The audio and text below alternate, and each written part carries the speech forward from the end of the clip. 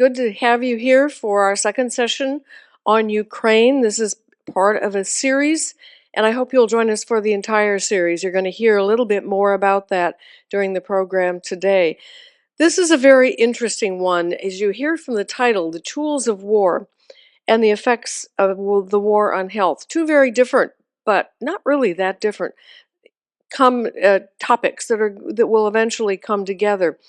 As far as the tools of war, I want to say that we are not talking about guns and tanks as tools of war, but we're talking about emerging technologies and what's happened over the last year. But the emerging technology piece is really very interesting and very important. So don't think of tools as what you might have suspected. The effects of health, you're going to hear from some very interesting people who look at health and look at the effects of different traumatic situations on health. So I think you're going to enjoy this session very much today.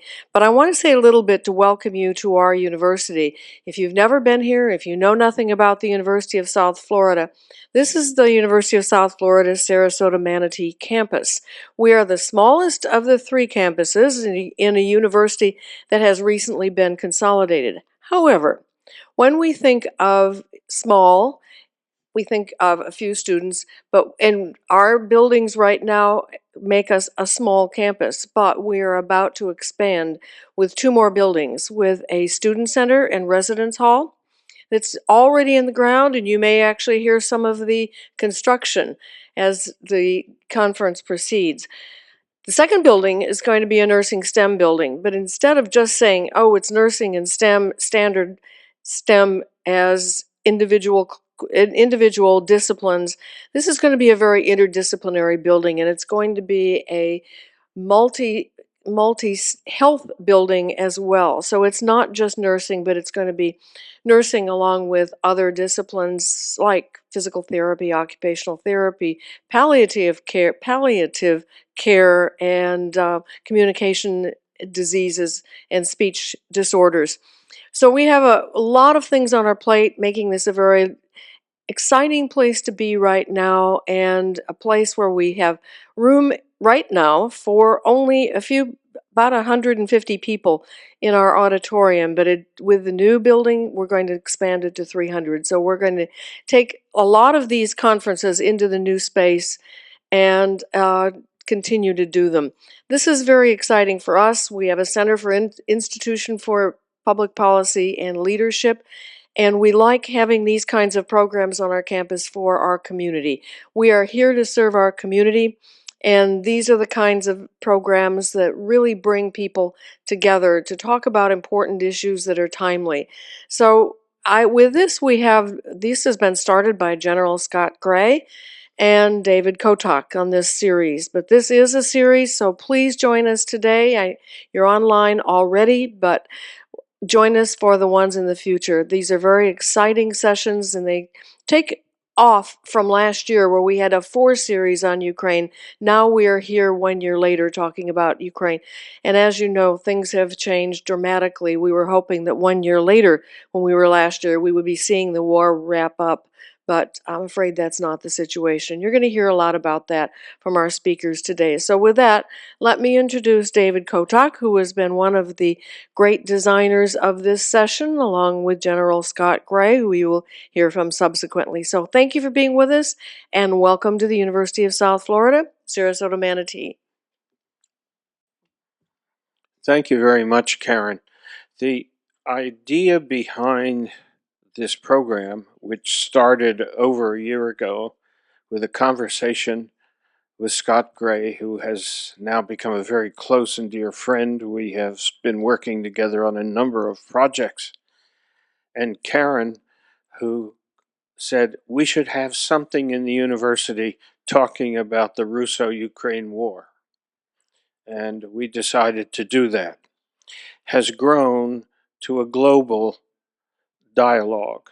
The Global Interdependence Center, the Air Force Association, this university and its resources, and other sponsors along the way, some you will meet later in the series, have combined to put together the following concept.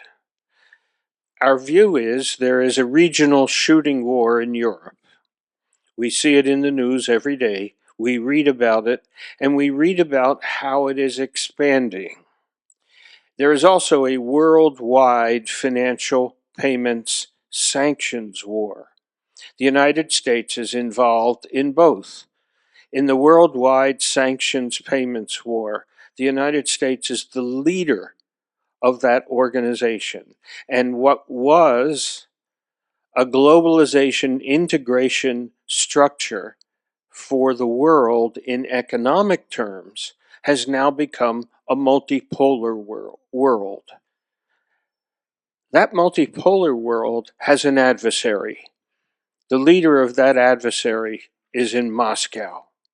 And the members of his or that country's organization is now threatening directly the United States and the Western Alliance. And that's the context of a global payments, financial, sanctions war. At the same time, it is related to the expanding shooting war. So we decided we would blend finance and economics with military and defense into one cohesive, holistic discussion. This is the third day of what will be 7. I'll have a few words to say about it in the future.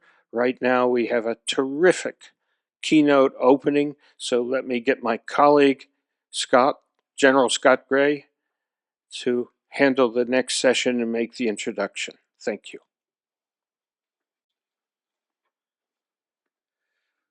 Well, good morning, everybody, and thanks for joining in virtually. We will be 100% virtual today. And we're doing that so we can try and reach as large of an audience as we possibly can. First, Dr. Holbert, I'd like to thank you and your entire staff for everything that they've been doing.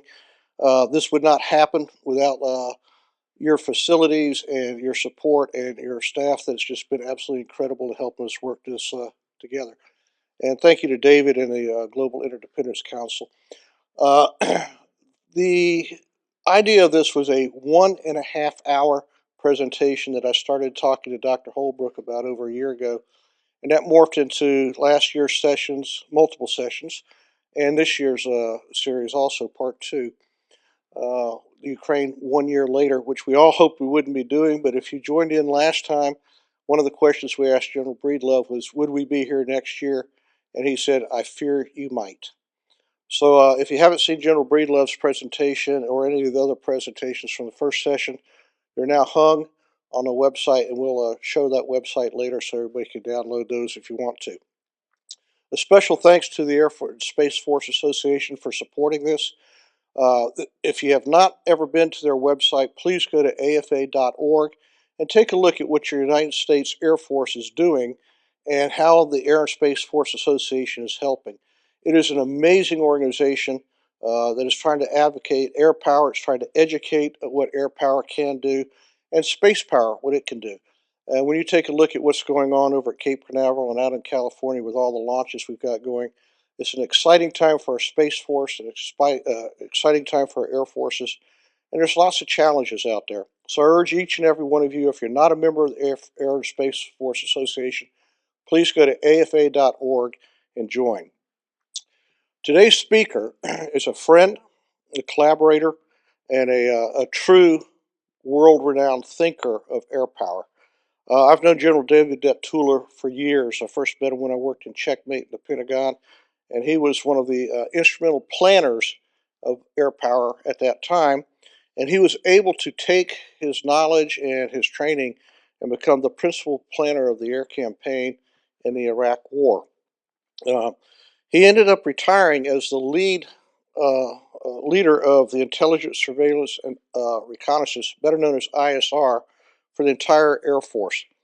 34 years serving the Air Force, and like I say, he's a world-recognized leader in conceptualizing, planning, executing national security operations from humanitarian relief to major regional conflict.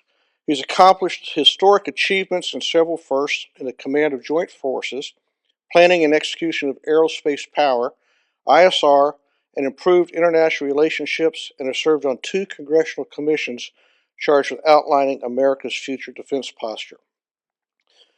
He commanded the Joint Air Operations for for Southeast Asia's tsunami relief effort. We're going to talk some about humanitarian relief efforts at the end of today's session.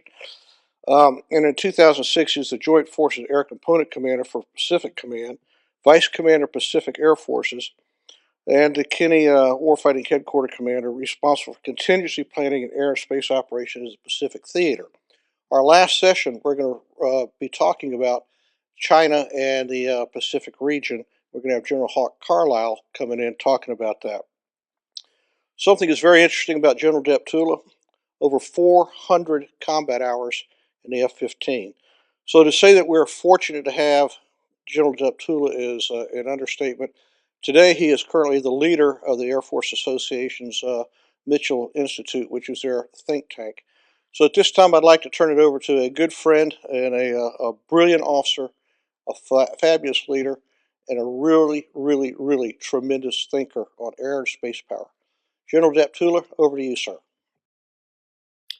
Well, thanks very much, Scott, for that kind introduction. The only thing that I would add is to share with your audience that I do have a bit of experience with Russia. I've been there, but I don't think I'm going back, since I was one of the first to be put on a list of Americans sanctioned by Russia last April for opposing their aggression and crimes against humanity. So I'm really proud to be on that list. Let's start right up front with a bit of perspective. So let me go back a year and just calibrate our audience. Now, notwithstanding Putin's rhetoric coming out of Moscow, Russia's war in Ukraine did not progress according to plan. Except for his long-range airstrikes, almost everything about the initial Russian invasion failed. Ukrainian air defenses were not disabled. Ukrainian airfields were not put out of action. Ukrainian defenders were able to hold their ground. Ukrainian reserves and civilians rapidly mobilized.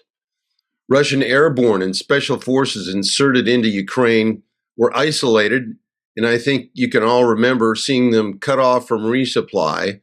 And on top of that, the Russian ground forces were sluggish and uncoordinated. Surprisingly, Russia did not effectively integrate electronic warfare, cyber, or space into their military attack either. And as a result of all of that, the Russian objectives to isolate, seize Kyiv, and rapidly collapse the Ukrainian government failed. Now, after that, Putin claimed that his real objective of his latest invasion of Ukraine, because remember, he had previously invaded Crimea, was limited to seizing the whole of the Donbas region. Now, a determined onslaught through the well-prepared Ukrainian defensive positions in the east of Ukraine did require Russia to pause to enable them to rebuild their battered battalion tactical groups, as well as assemble a second strike echelon from the forces that redeployed from the failed offensive on Kyiv. However, the Russian reinforcements were sent piecemeal throughout the Donbas region. Russia propaganda tried to present every hard-won bit of terrain as a major success, but Russian soldiers in the trenches knew better, and the morale in the ranks fell far below the level of determination that was needed for a resolute attack. Contrary to the Russians, the Ukrainian forces were highly motivated. After many strikes against Russian military targets, Ukraine announced the start of a full-scale counteroffensive toward the end of August of last year.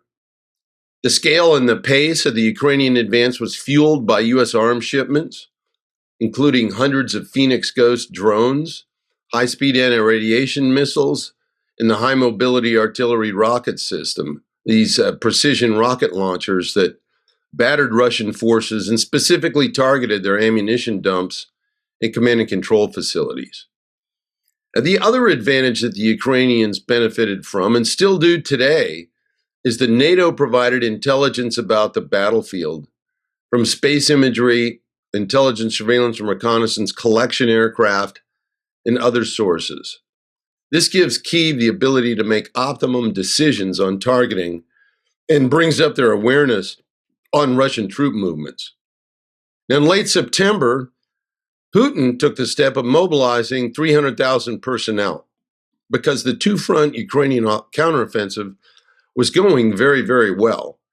Frankly, these events shocked the Russians because by middle of October, actually early October, Ukraine had captured over 1,000 square kilometers of their land back. Then on 9 November, the Russian troops were ordered to withdraw from Kherson, the only regional capital captured since the start of the invasion, and Ukrainian forces liberated that city 2 days later. Since then, the Ukrainian and Russian forces have essentially been in a stalemate, with Russia throwing tens of thousands of personnel into the meat grinder of attrition warfare that resembles World War I. Now, today, or in the near term, Russia is going to be launching a new offensive in Ukraine. It may have already started. Last night, some of you, if you woke up this morning to the news, saw that Russia attacked Ukraine overnight with over 80 missiles launched from aircraft on their side of the border. And that's unfortunate. But the fact of the matter is, time and manpower are not on Ukraine's side, and Vladimir Putin could soon regain the military advantage. Bringing you all right up to date, as of this past Tuesday, the 7th of March, President Zelensky stated that a Russian capture of Bakhmut, a small town in the Donetsk Oblast, would provide Russian forces an open road to several critical settlements in the Donetsk region. U.S. ground warfare experts assess, however, that Russian forces lack the capability to exploit the capture of Bakhmut to generate operational effects and will likely rapidly halt following that town's capture. Now, why should we care about any of this? Well, frankly, and right to the point, a Russian win could give China the green light to pursue aggression with the takeaway from the war in Ukraine of just stay the course and they'll ultimately win. So obviously it's in the best interest of the United States to avoid that possibility. And that requires the president and Congress to empower Ukraine to eject the Russian aggressors from their country and provide the means to do so and to do that now. To date, the West's military assistance to Ukraine has provided just enough material to maintain the status quo. And we'll talk about that a little bit more later into the presentation. But to put this all into perspective, using data from 3 March, and this is from the Ukrainian military, since the war began last February 24th, Russia has lost roughly 156,000 personnel, over 3,400 tanks, over 6,700 armed combat vehicles, about 2,500 artillery systems, 488 multiple launch rocket systems, over 300 warplanes, almost 300 helicopters, 18 ships, and over 2,000 drones. Bottom line is the Russians have lost more personnel in 1 year in Ukraine than they did in Afghanistan in 10 years. So what's going to happen next? The short answer to that question is no one knows for sure because there's so many variables. Putin's playbook, his mental state, the degree of Russian military performance or the lack thereof, likewise for the military in Ukraine, and a good degree of that is going to be determined by just how resolute the United States and NATO will be in supplying the material that matters to increase Ukraine's probability of success. And while Ukraine has extensive Soviet-era field and air defense artillery, augmented by shoulder launch capabilities from NATO member states, it lacks the logistical resilience and range necessary to stand toe-to-toe with Russia in this next phase of war. So time's on the Russian side. So are Russia's personnel pool and weapon stocks. There are readily available air power and artillery systems in NATO member and partner arsenals that would allow Ukraine to thwart Russian objectives if Western policymakers act with urgency. Unfortunately, that's a big if. The West's ongoing embargo on fighter aircraft is working for Putin, and it's an exquisite payoff from the Russian information operations campaign that's absolutely captured Western politicians and senior bureaucrats. The crux of the situation is that Putin only responds to power, and that means his military invasion must be defeated and his forces rendered ineffective. Because guess what? He doesn't care if the McDonald's franchise is terminated in Moscow or if the U.S. stops banking with him. He's not affected by sanctions because there are plenty of other fiscal avenues open to him. Now, sanctions may have a long-term effect on the Russian population, and we ought to keep them in place, but they have absolutely no effect on Putin pulling out of Ukraine. None. So let's get on with the business of helping Ukraine defeat him militarily. All right, that kind of takes us to where we are. And now one of the things that Scott asked me to share with you all is my take on some of the potential lessons learned to date. And so I'm going to talk about a couple of areas that are already being declared as lessons, but I'd suggest they require greater study and evaluation, particularly since the war is not over with yet. And we certainly need to be cautious about applying lessons that may apply to Ukraine's military, but not to the U.S. military. So first, let me bring up the subject of deterrence. As the world would be a much better place if the war had never started in the first place. Now, deterrence involves inducing sufficient uncertainty regarding success or consequences in Putin's mind, such that he would not have elected to invade. So the question is, did President Biden's rhetoric play into Putin's hands, with Biden telling him exactly what he would not do? And let me quote here. Quote, "Let me be clear," the president said. "Our forces are not engaged and will not engage in conflict with Russian forces in Ukraine." Now, to be fair, Biden said these words on March 1st after Putin launched his invasion. But what if the president had created the ambiguity of U.S. force involvement prior to Putin's assault, declaring that no U.S. forces or troops will be used in defense of Ukraine, removed any uncertainty on Putin's part of the U.S. as a complicating element in his decision calculus? Was it a mistake to make that declaration so obvious, even if the decision was, as it is, not to directly use U.S. forces? Frankly, he could have been ambiguous about that, and prior to the war, could have suggested that there was a question about whether or not NATO and the U.S. would be involved. There was simply no need to remove what could have been a deterrent factor so early, and I'd suggest that mistake should not be repeated.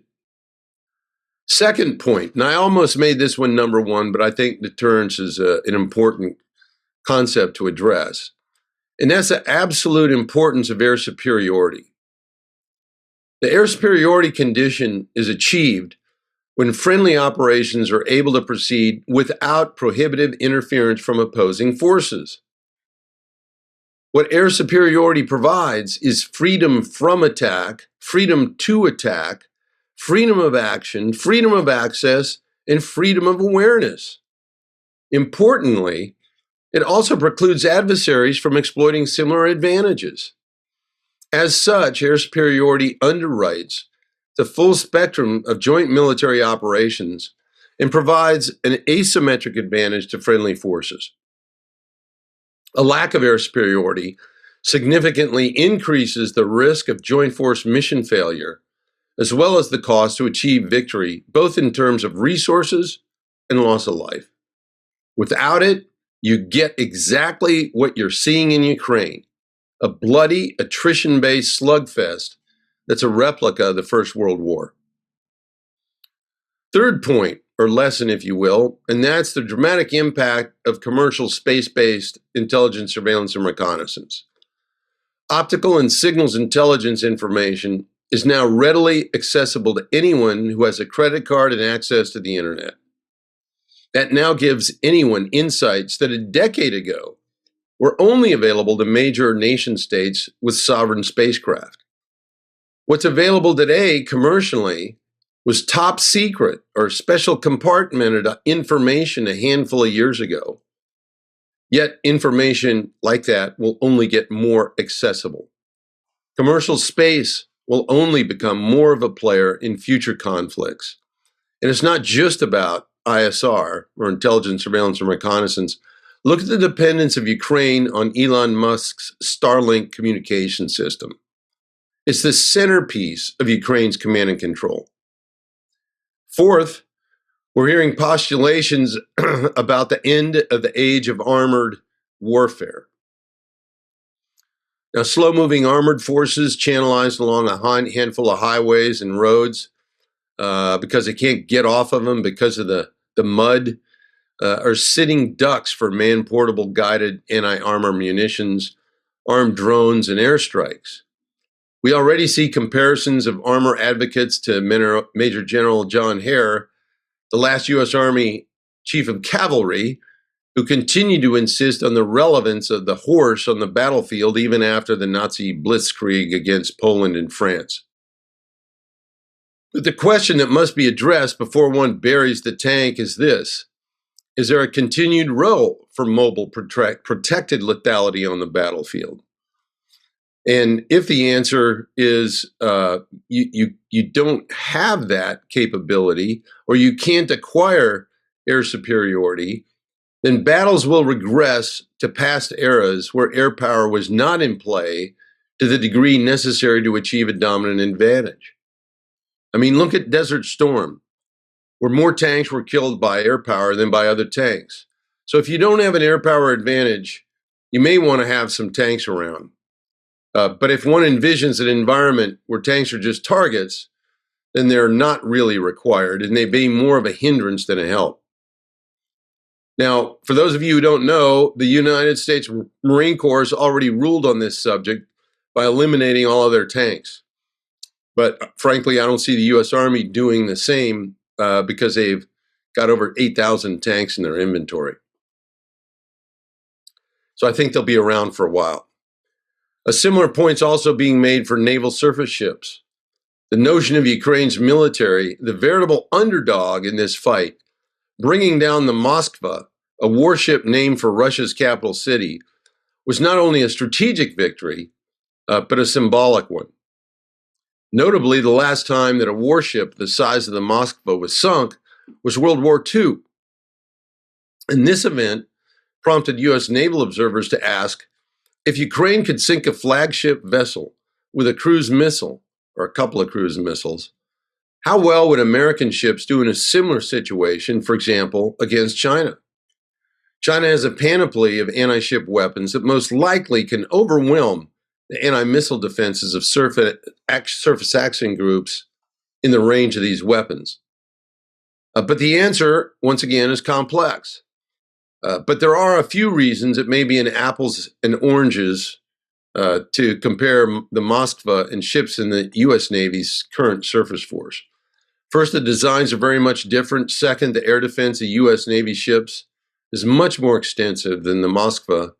And the crews themselves are also key factors in whether a ship can overcome an attack. So just like the other domains, training is a key factor where the Russians simply don't match the U.S. and our allies.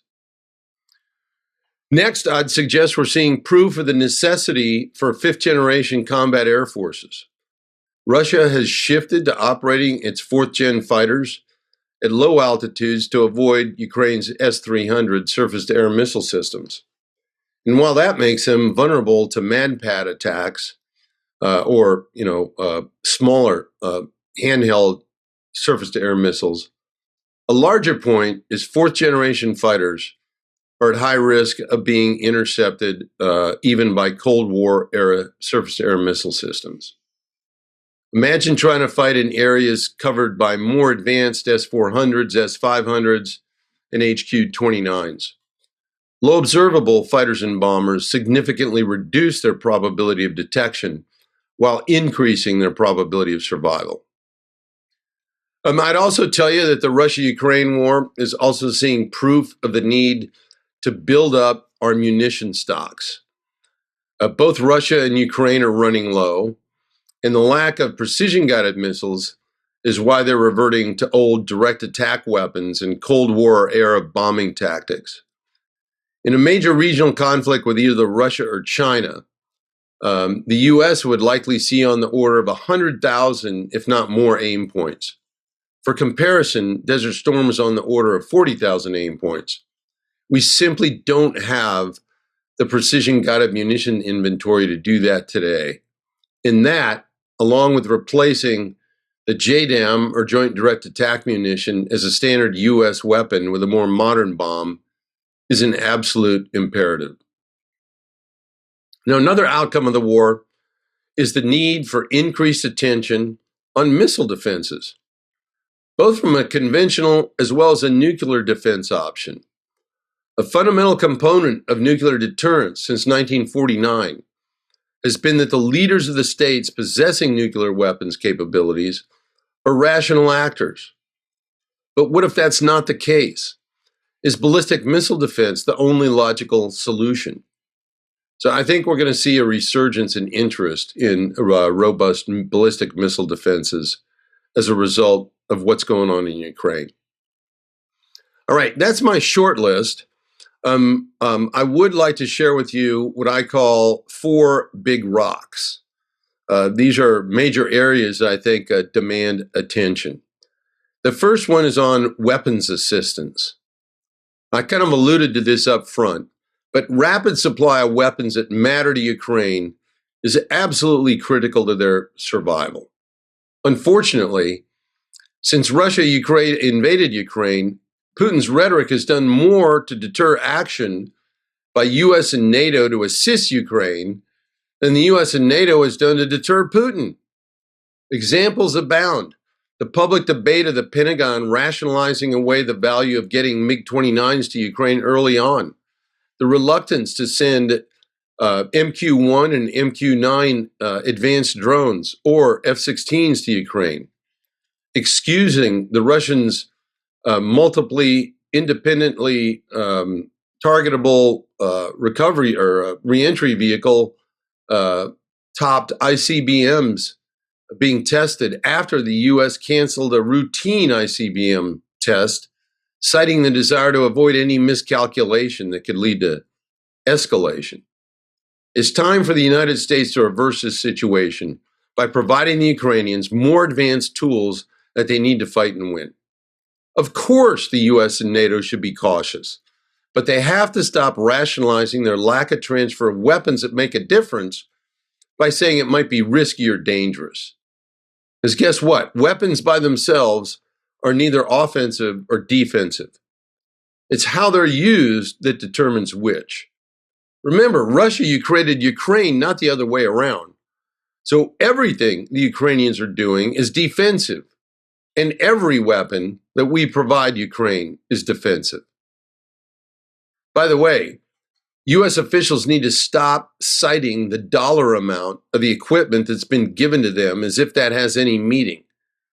It's the effects of the weapons that are being delivered that's important, not what they cost.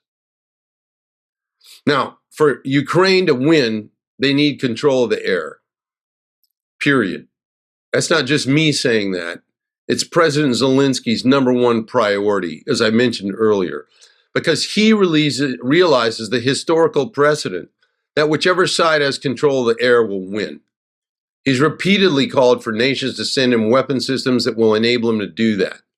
MiG-29s, more capable drones, and even old U.S. fighters that we're retiring, like F-15s and F-16s. Some of you may not know that the U.S. Air Force retired over 100 combat aircraft last year, to include 48 F-16s.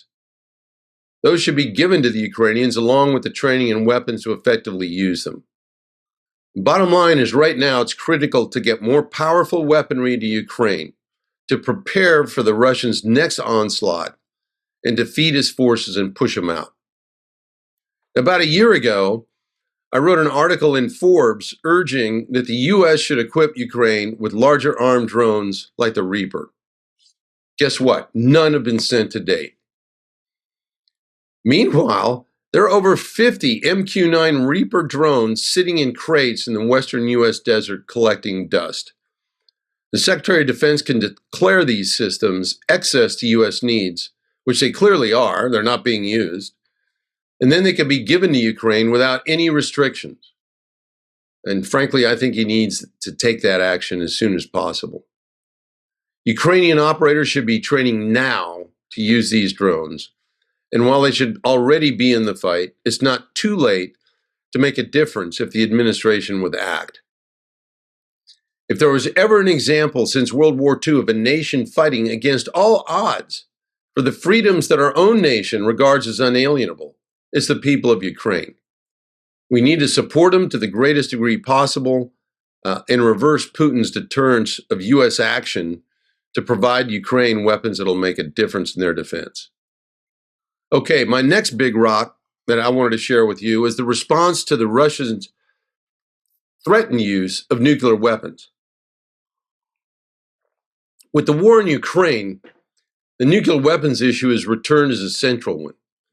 The problem is, the U.S. has spent the last 3 decades putting nuclear capabilities off into their own box, and hence we're behind the ball on thinking about how to deal with an increasingly desperate foe who sees nuclear weapons not as a final instrument, as we do, but as part of the broader orchestra of what he brings to bear. The actions of the administration in deferring to Putin for fear of his use of nuclear weapons is sending the message to every potential adversary that they should acquire nuclear weapons as rapidly as possible. U.S. submission to Russian nuclear threats is encouraging nuclear proliferation, not discouraging it. Now, I tell you all that the risk of escalation is ever present, regardless of what actions the West takes to support Ukraine. Putin's already shown he'll manufacture a pretext when his own adversaries are too smart to give him one. I'd also like to remind you that during the Vietnam War, the Russians supplied North Vietnam with 100% of their MiGs, their surface-to-air missiles, and their tanks. And in fact, they had Russians on the ground in North Vietnam. Both Russia and the United States had nuclear weapons at the time, and that didn't affect conventional conflict. So why should it affect it today? In reality, Russia's armed forces possess enough conventional firepower to render the tactical nuclear option unnecessary in Ukraine. Just look at the pictures of Mariupol or Bakhmut. I'd tell you that the risk of nuclear use primarily relates to an escalatory response if the United States or NATO entered the war. And that's what Putin's doing. He's trying to deter such a move. But for the time being, the West has ruled out physical intervention. So what I'd offer is that all is fair in providing weapons to Ukraine up to, but not including U.S. NATO direct participation against the Russians in combat. However, Russia should be put on notice that if they do employ nuclear weapons, regardless of how small, collectively will impose a series of significant actions with extremely negative consequences for Russia and Putin. But we'll just have to wait and see what the current administration comes up with. Okay, my next big rock is what about implications for the new U.S. national security strategy? The Pentagon's new national defense strategy was altered a bit because of the Russia-Ukraine war, but not that much. It now cites Russia as an acute threat. And frankly, we could talk about this for an hour all by itself. But consider that Putin's endgame is not simply to reintegrate Ukraine with Russia, but nothing short of an imperialist remaking of Europe to take control of much of the former Soviet space and establish a new Russian empire. Several European policymakers have said that their current calculations are shaped by two major factors. The first is the expectation that any truce in Ukraine is likely to be temporary. Even if Putin agrees to lay down arms for the moment, many Europeans believe he'll seek to regroup, rebuild the Russian military, and attack once he feels ready. The second is a deep horror at the Russian military's atrocities against civilians. Many believe Putin should face war crime charges in front of international tribunals. A combination of both of these means many Europeans feel their continent will be unstable and insecure so long as Putin's still in the Kremlin. And if they're not yet willing to embrace an active effort to oust his regime, support is growing there, as well as in the United States, to permanently cut off his country. And that portends a significant change in the next U.S. national security strategy. There's a growing realization that Putin's invasion of Ukraine has created a turning point and that a strategy of isolation and containment of Russia based on a strong defense is now reforming. Furthermore, strong backing for the war among Russians themselves has caused a recalculation among Allied policymakers about their initial efforts to draw a distinction between the country's population and its leadership. There's now a growing consensus that there is a collective responsibility of the Russian people. So we hear less and less that this is Putin's war and more saying that it's Russia's war. Regardless, how the U.S. treats Russia in its next national security strategy will most certainly be different than the current one. Frankly, I think we need to move back to a two major regional war construct as a fundamental measure of our nation's defense capability. Finally, my last big rock, if you will, and that's a bit of discussion on the strategic implications for U.S. national security. So let me wrap this up with some final comments on strategic implications for the U.S. I'd offer that Putin's hubris, assumption that victory would be quick, and consequent undersizing and under-resourcing of Russia's invasion force is a cautionary tale for the U.S. In other words, are we making similar assumptions in our own planning? We keep saying that we're the best military in the world, but seeming to ignore the fact that the U.S. military, at least the United States Air Force, is less than half the size it was when we won in Desert Storm in 1991. We only have the capacity to fight one major regional contingency today, if that, when our national defense strategy highlights the need to deter and, if necessary, defeat aggression by a major power and deter opportunist aggression elsewhere. So while it cites both China and Russia as pure antagonists, with an additional two lesser regional contingencies that could pop up anytime, North Korea and Iran, we're not prepared to do that. From a strategic perspective, what's at play here is that the capacity of the United States to deter conflict has significantly eroded over the past 30 years. And that's exactly why Putin took the actions that he has. He sensed weakness on the part of the U.S., and he's taking advantage of that weakness. So the Russian actions should be a wake-up call to rebuild the U.S. military. Sanctions didn't deter Putin, and they won't change his military calculus. Unity among European nations with relatively weak defenses didn't deter Putin. Only U.S. military strength today would have deterred his aggression. But we clearly don't have that capacity today. And guess what? Diplomacy has to be backed up by military might, or it will fail. As we're seeing so dramatically in Ukraine today, in viewing the choices the Russians made with respect to force structure, the choices one makes that you have to live are ones that you have to live with. And once in a conflict, it's too late to correct them.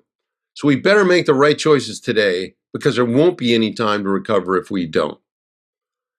Only by achieving the degree of strength necessary to defeat both Chinese aggression in Asia and Russian aggression in Europe in near simultaneous timeframes can we deter either of these situations from occurring in the future.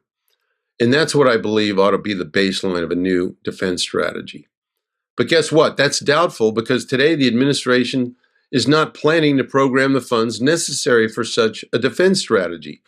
And Congress cares so little about defense that the fiscal year was more than halfway complete before it appropriated money for this year's defense budget. There's a failure by the Congress and by extension the American people to understand the gravity of the threats facing the U.S. today and that are growing stronger every day. After the strategic diversion on peripheral threats to the nation in the aftermath of 9/11, the U.S. woke up to the realization that they had neglected focus on the more consequential threats of China and Russia in 2018 with a revised and more appropriate national defense strategy. And for several years now, the Department of Defense has been playing catch up to the consequences of its neglect of forces that could deter and, if necessary, win in major regional conflicts with either or both China and Russia. Let me give you an example. Today, the Air Force is operating a geriatric force that's becoming more so every day. Bombers, tankers, and trainers that are 60 years old. Fighters and helicopters over 40. And because the Air Force has been the least funded service relative to the Army and the Navy for 30 years in a row now, it's the oldest, the smallest, and the least ready in its entire history. Here's what the Air Force Air Superiority Flight Plan says about the path we're on. Quote, the Air Force's projected force structure in 2030 is not capable of fighting and winning against the array of potential adversary capabilities, unquote. Folks, these aren't politicians saying that. That's an official statement from the United States Air Force. And that should concern all of you, not just the Air Force officers in the crowd. It's vitally important to remember that the first responsibility of our government is the security of the American people. The preamble of our Constitution states that the federal government was established to, quote, provide for the common defense, unquote, and subsequently to, quote, promote the general welfare. It's not the other way around.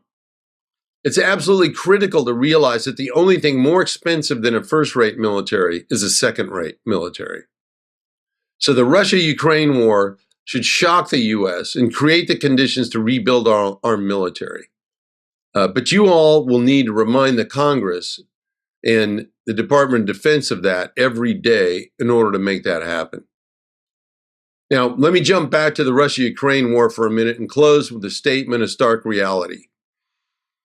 With their cities under attack by incredibly ruthless attacks, not trying to avoid civilians, but intent on killing as many innocent men, women, and children as possible, Putin is engaging in a reign of terror reminiscent of the former Russian genocide against Ukraine in the 1930s. Nothing will stop this war except defeat of the Russians in Ukraine. And the only way the Russians will be defeated is by supplying Ukraine with weapons and training that will enable them to do that. Now, Senator Chris Coons, Democrat from Delaware and not a defense hawk by any stretch of the imagination, recently stated the following. I think the history of the 21st century turns on how fiercely we defend freedom in Ukraine and that Putin will only stop when we stop him, unquote. So if we don't act now, the situation will grow only more desperate for millions of innocent men, women, and children, and more precarious for the free nations of Europe and beyond. So do we turn a blind eye, or do we do something worthy of our humanity? So with that, let me stop there and turn it over to our moderators for any questions that you all might have. Well, General Deptula, I've heard you speak numerous times And to say that I appreciate your candor and forthrightness is an understatement. And this might be the most powerful talk I've ever heard you give. So I just want to say thank you so much for taking off the gloves and going at the heart of the problem here, to say the least. Um, our first question is coming from me, actually, because I was listening to you talk about the vulnerability of armor, the vulnerability of ships. Well, you got to throw in now the vulnerability of our own bases, which are static. Is warfare on the brink of another revolution due to technology, information, command and control that's coming, that's here today and coming in the future? Yeah, it is a great question, and I very much appreciate it, Scott. We're really at a transition point, as you allude to, from an industrial age of warfare into an information age.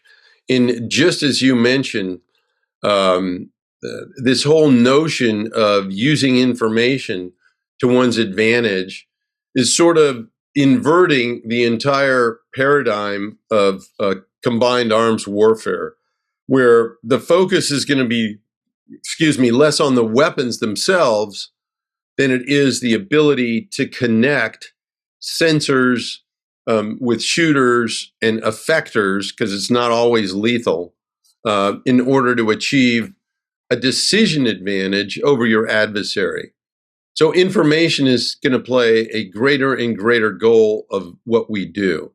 Command and control, the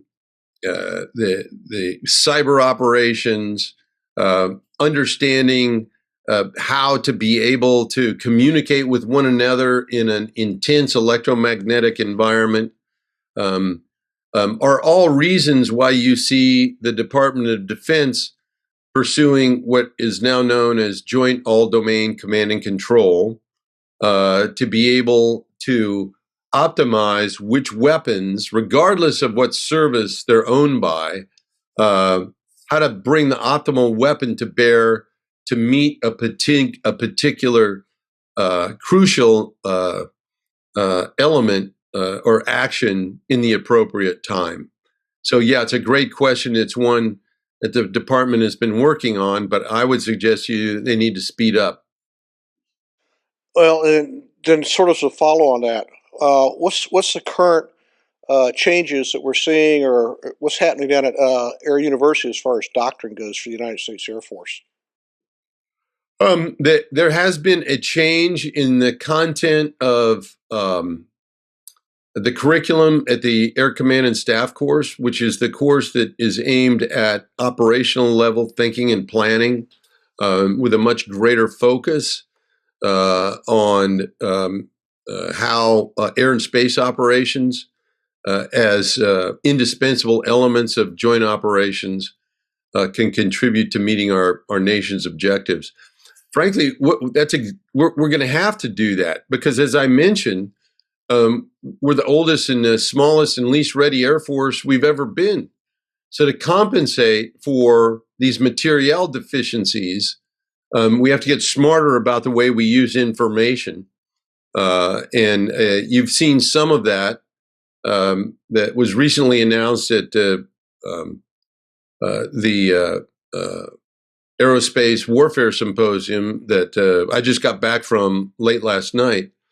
Has been going on. Our Secretary of the Air Force announced his intention as a starting point to build over 1,000 what he calls collaborative combat aircraft, what folks in the public would know as drones, but not like MQ-1s and MQ-9s where they have to be flown by somebody.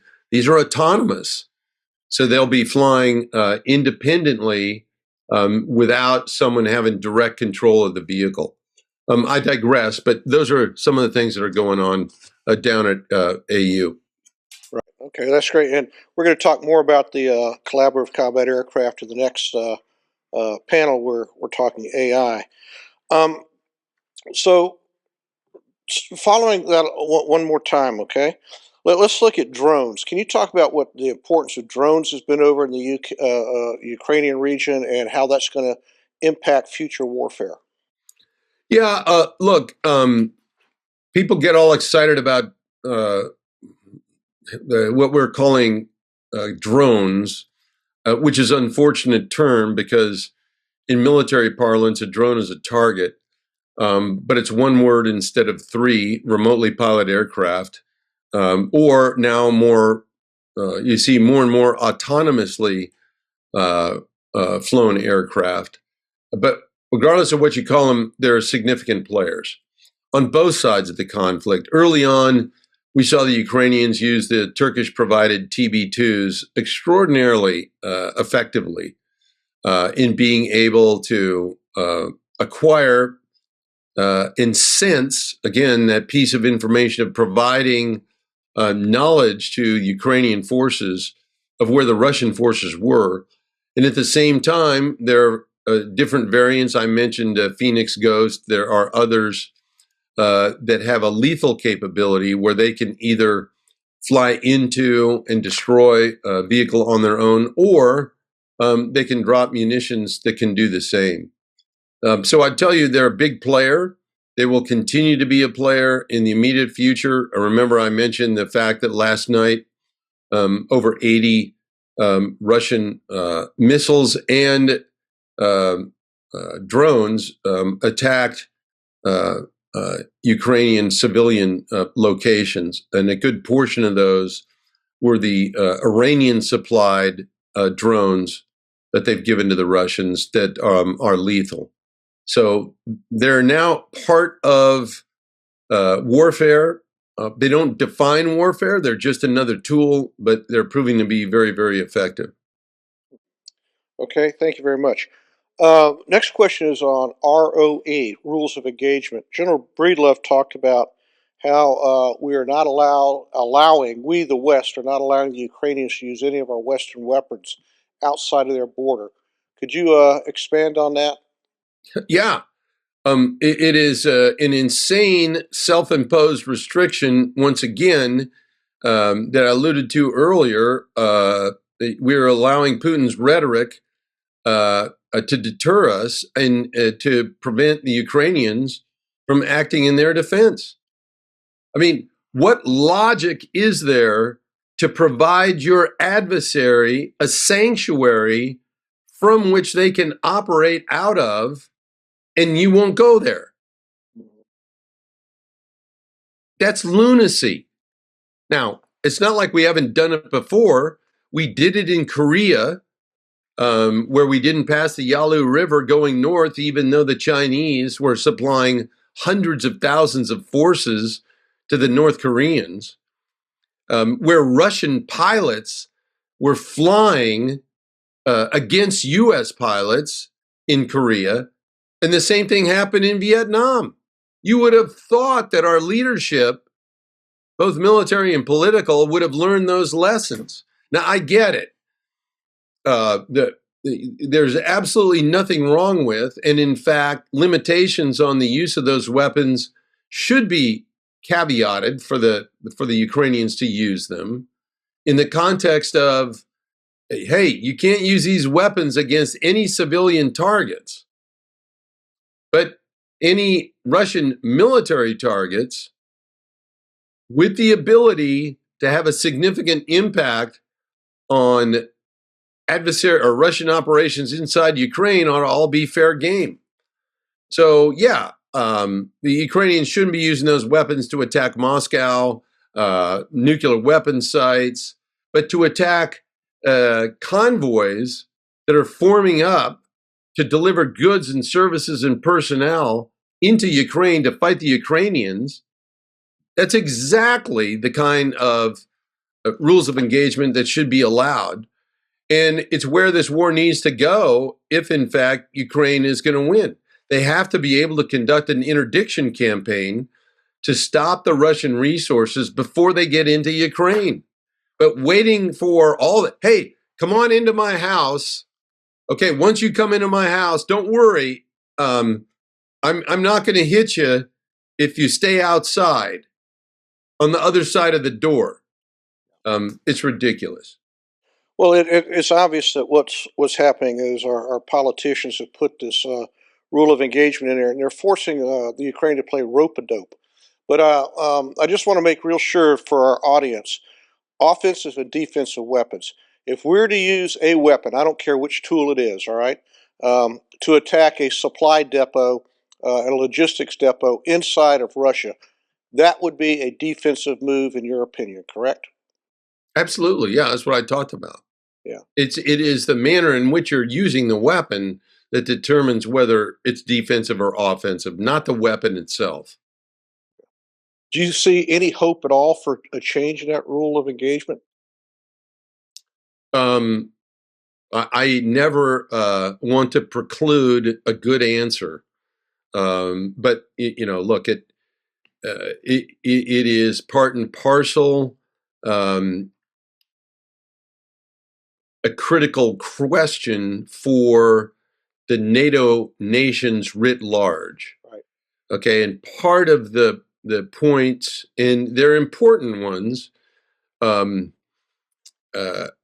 Walters, the former Supreme Allied Commander of Europe, and Phil Breedlove, both are good friends of mine and colleagues. And in discussing this with General Walters not too long ago, when he was visiting the Mitchell Institute, he made the point, I think it's a good one, and sometimes we tend to forget. Look, NATO consists of 30 nations.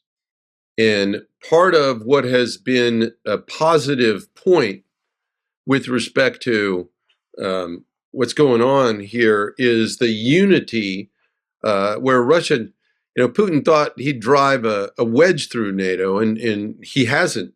Just the opposite has occurred, which is another excellent point. But so I'm sorry to go on this, but it's an important part of the answer to your question.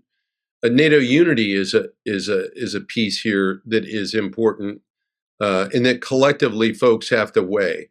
So I think the view is that NATO unity, from a strategic sense, is as important, if not more important, than the issue of interdiction of Russian weapons prior to getting to Ukraine. So it's not an easy answer or a solution. I know what I do, but again, every one of those 30 different nations has a different perspective, and NATO unity is an important part of this equation. Right. Okay, thank you. Sort of a follow-up to that from the audience, we've got a question. What can ordinary citizens do to encourage the United States to fully support Ukraine and train Ukrainian forces to defeat Russia? What is the various and most effective way to move the government towards this end? Participate in the magnificent political system we have here in the United States. As frustrating as it is sometimes, let your views and perspectives be known to your senators and representatives, because that's what they're there in Congress to do, is to represent your views.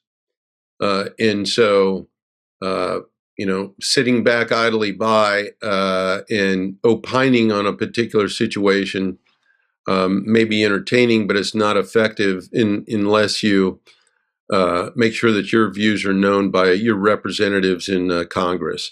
And participating in events like this, where you can take your piece in writing and submitting editorials or articles on this subject to get your perspectives out into the discussion space. That's the whole function of the Mitchell Institute for Aerospace Studies. In what we do is to provide insight and to tee up leading edge ideas for discussion in the defense space. Okay, great. We heard you talk about the need for air power and more modern technology over there. Why do you think not just technology, but more modernized weapons in the training? Why do you think the Biden administration in particular is reluctant to do this? I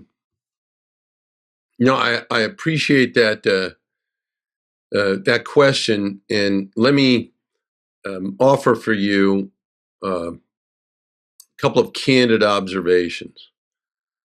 First, the indicators of the gradualist and slow-moving approach in approving, new arms to Ukraine point to the current administration being influenced by Putin's rhetoric. I mentioned this earlier. Their caution's not unlike the Johnson administration's with respect to the evolution of the war in Vietnam.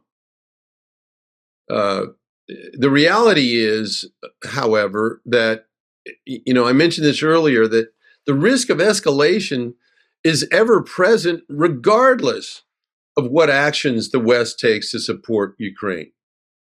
Because Putin is going to come up with whatever rationale he can to take whatever action he wants to. And he'll make that up. Second, what I'd tell you is the current Pentagon leadership, General Austin and General Milley, who are now advising the president, spent about 20 years conducting counterinsurgency operations. And in Iraq and Afghanistan, this is just a fact, air superiority didn't need to be fought for to attain, as is the case in Russian-Ukraine war. So they have no experience in that regard, and therefore little proclivity to advocate for the necessity to provide Ukraine the training and weapon systems needed to achieve that condition.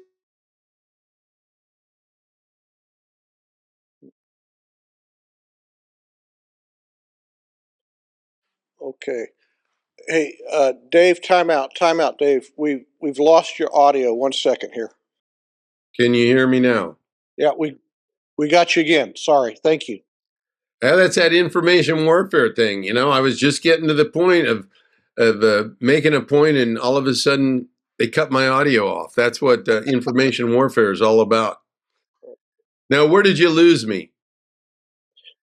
Well, you were talking about the administration and how our current defense leaders were trained up in counterinsurgency, and okay.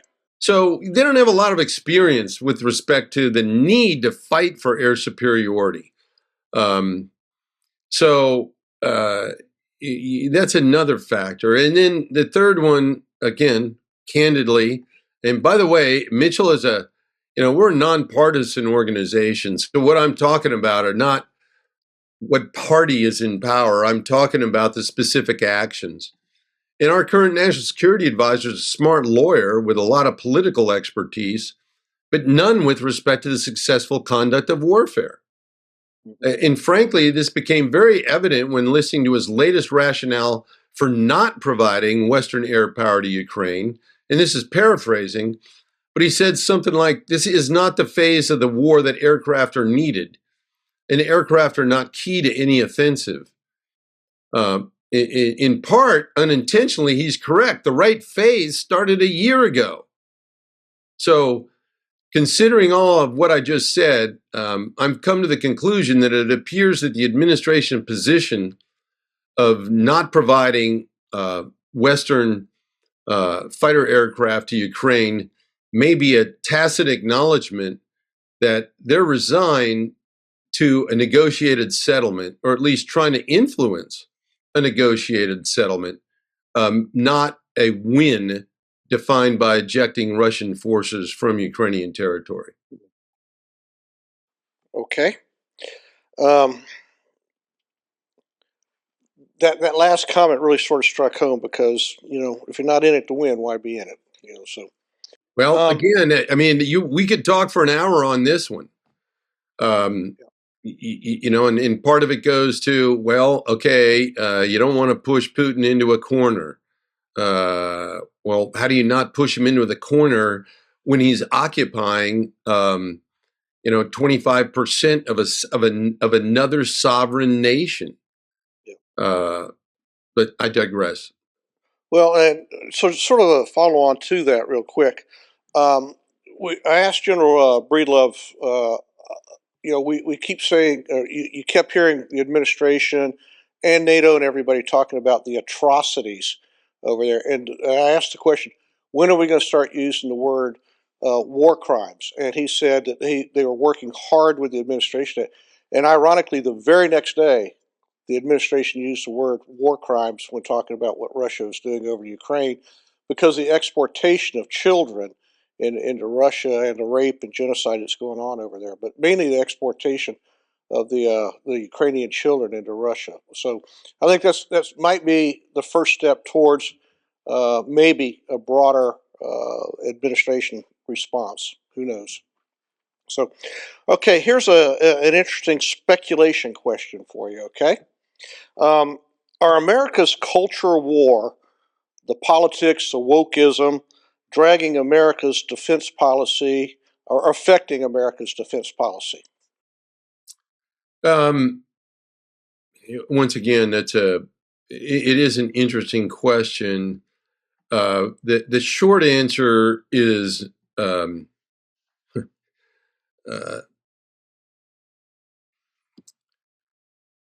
not in a significant fashion with respect to the way that we organize, train, and equip our forces to meet the needs of the national defense strategy.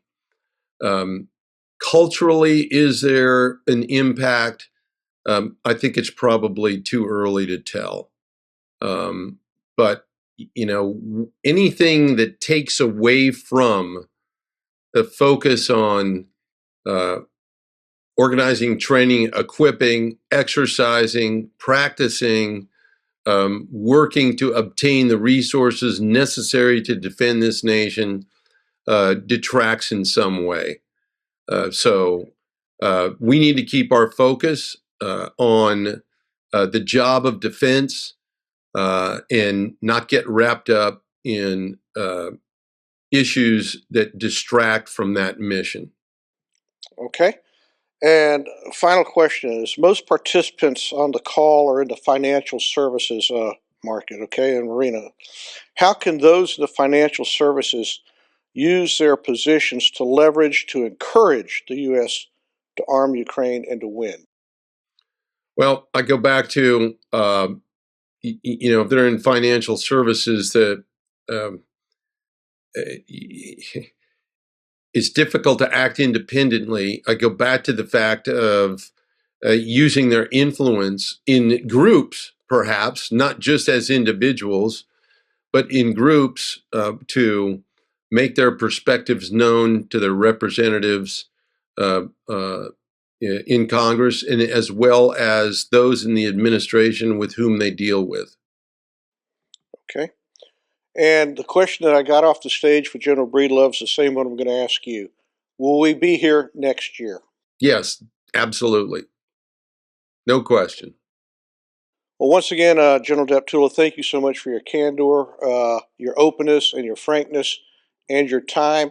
It's been a phenomenal hour and a half with you. I really totally appreciate it, and look forward to in the AI panel where we'll talk some more about the future. Okay. Very good. Thank you. Thank you very much. This time, I'd like to bring back up David Kotok for just a moment here to talk about tying it all together.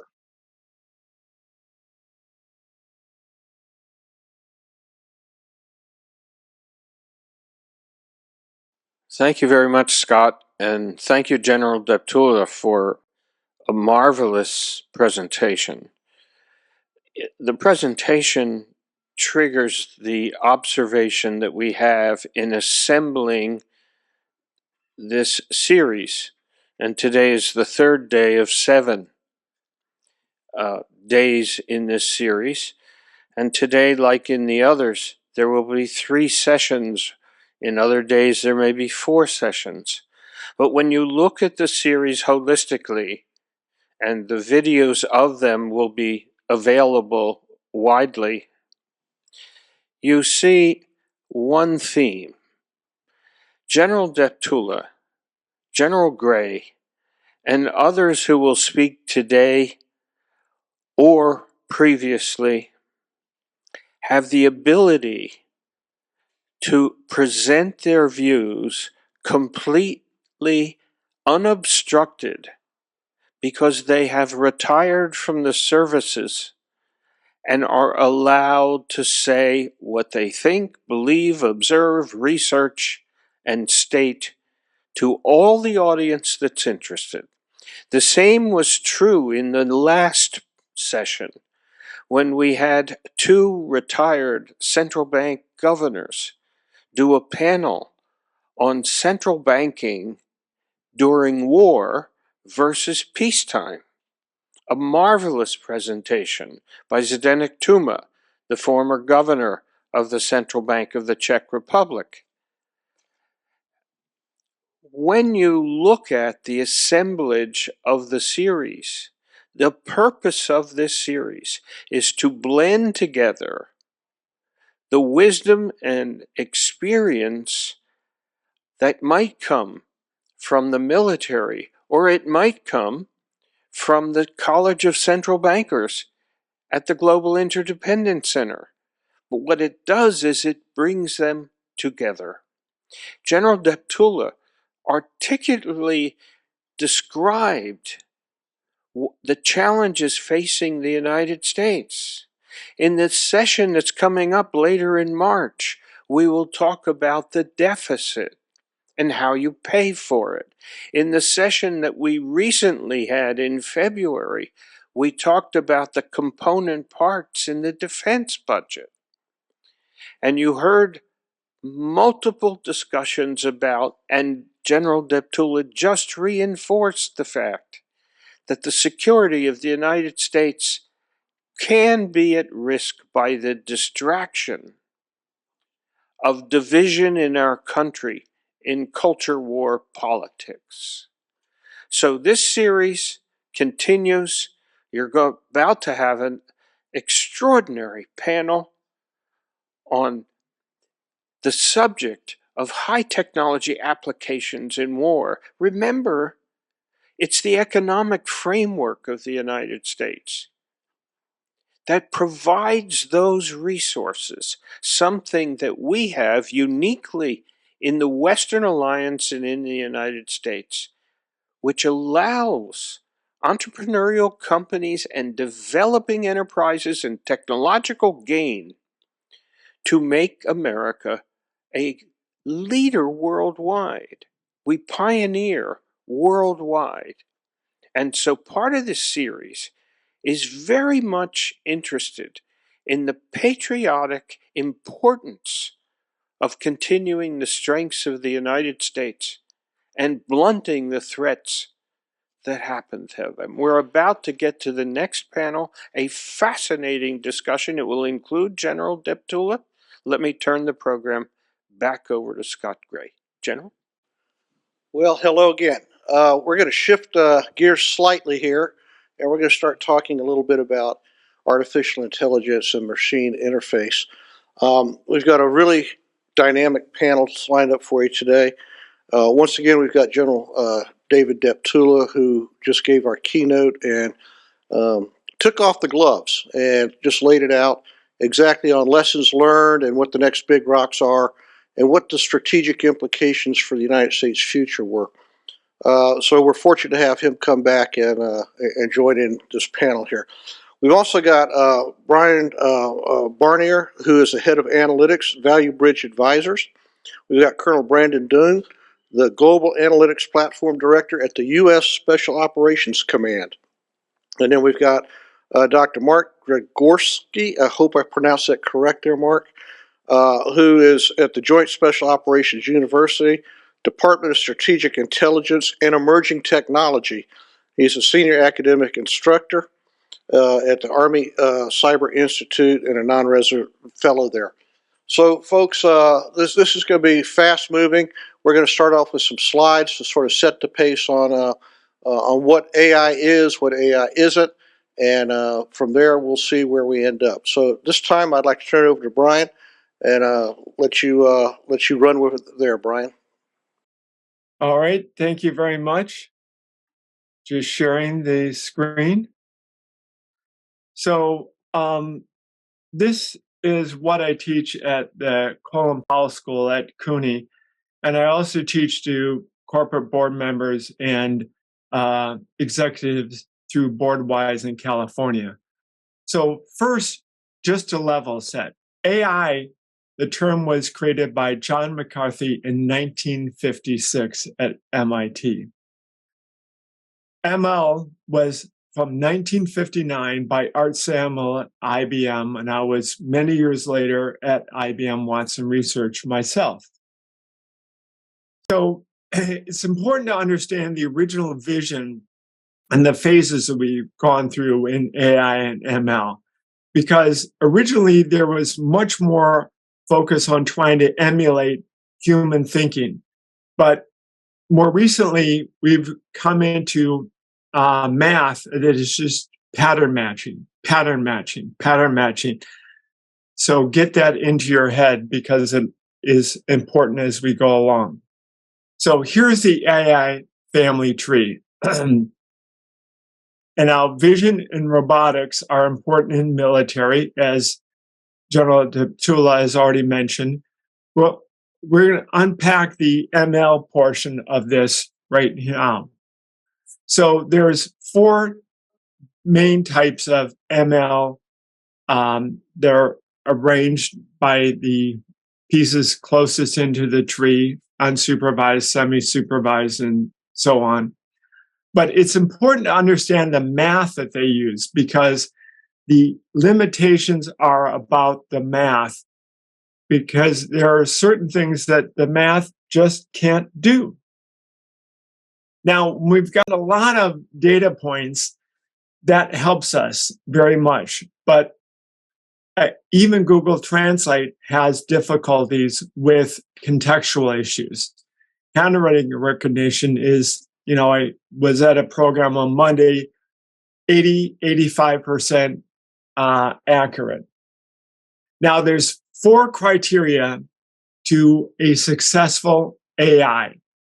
And I use an emoji, and I ask board members to just draw this emoji or business executive as they're listening to their data scientists. So the first is you've got a clear system boundary. So in systems thinking, anything that can change the outcome of the system is part of the system. But routinely in AI, ML, the system is not broad enough. That takes us to the data piece, and I often compare the data piece to, a 1-year-old in a coloring book where it just scratches and the data isn't sufficient and appropriate. Then the cause is understood. So did you ever get an emoji where you didn't understand what it was and you had to do some research to understand what the person was trying to communicate to you? That's the same problem here. And then lastly, that we can verify the accuracy of this. So this translates into areas where AI is awesome, like retinal diseases of the eye, especially caused by diabetes. It's a pattern that presents consistently over and over and over again, and it's been such a boon to save eyesight for people, such a boon for cost reduction, such a boon for the public health community. But there's other diseases that are not so consistent in their presentation, and for here, AI and ML don't work so well. So this makes us look more at what's going on. You'll find that there's many articles like this on the web, and the example I use is the sound of AI breaking. When you have a playlist that comes from AI, like YouTube or Spotify or any of your favorites, you hear these bloopers that make no sense into your past history. That's the sound of AI breaking. And so there's very specific criteria related to this emoji that the data and the algos have to match in order to get good results. A high-profile example recently is the almost $1 billion lost by Zillow Offers because they didn't understand this. Now, in financial services, given our audience, there's a lot of black box algos.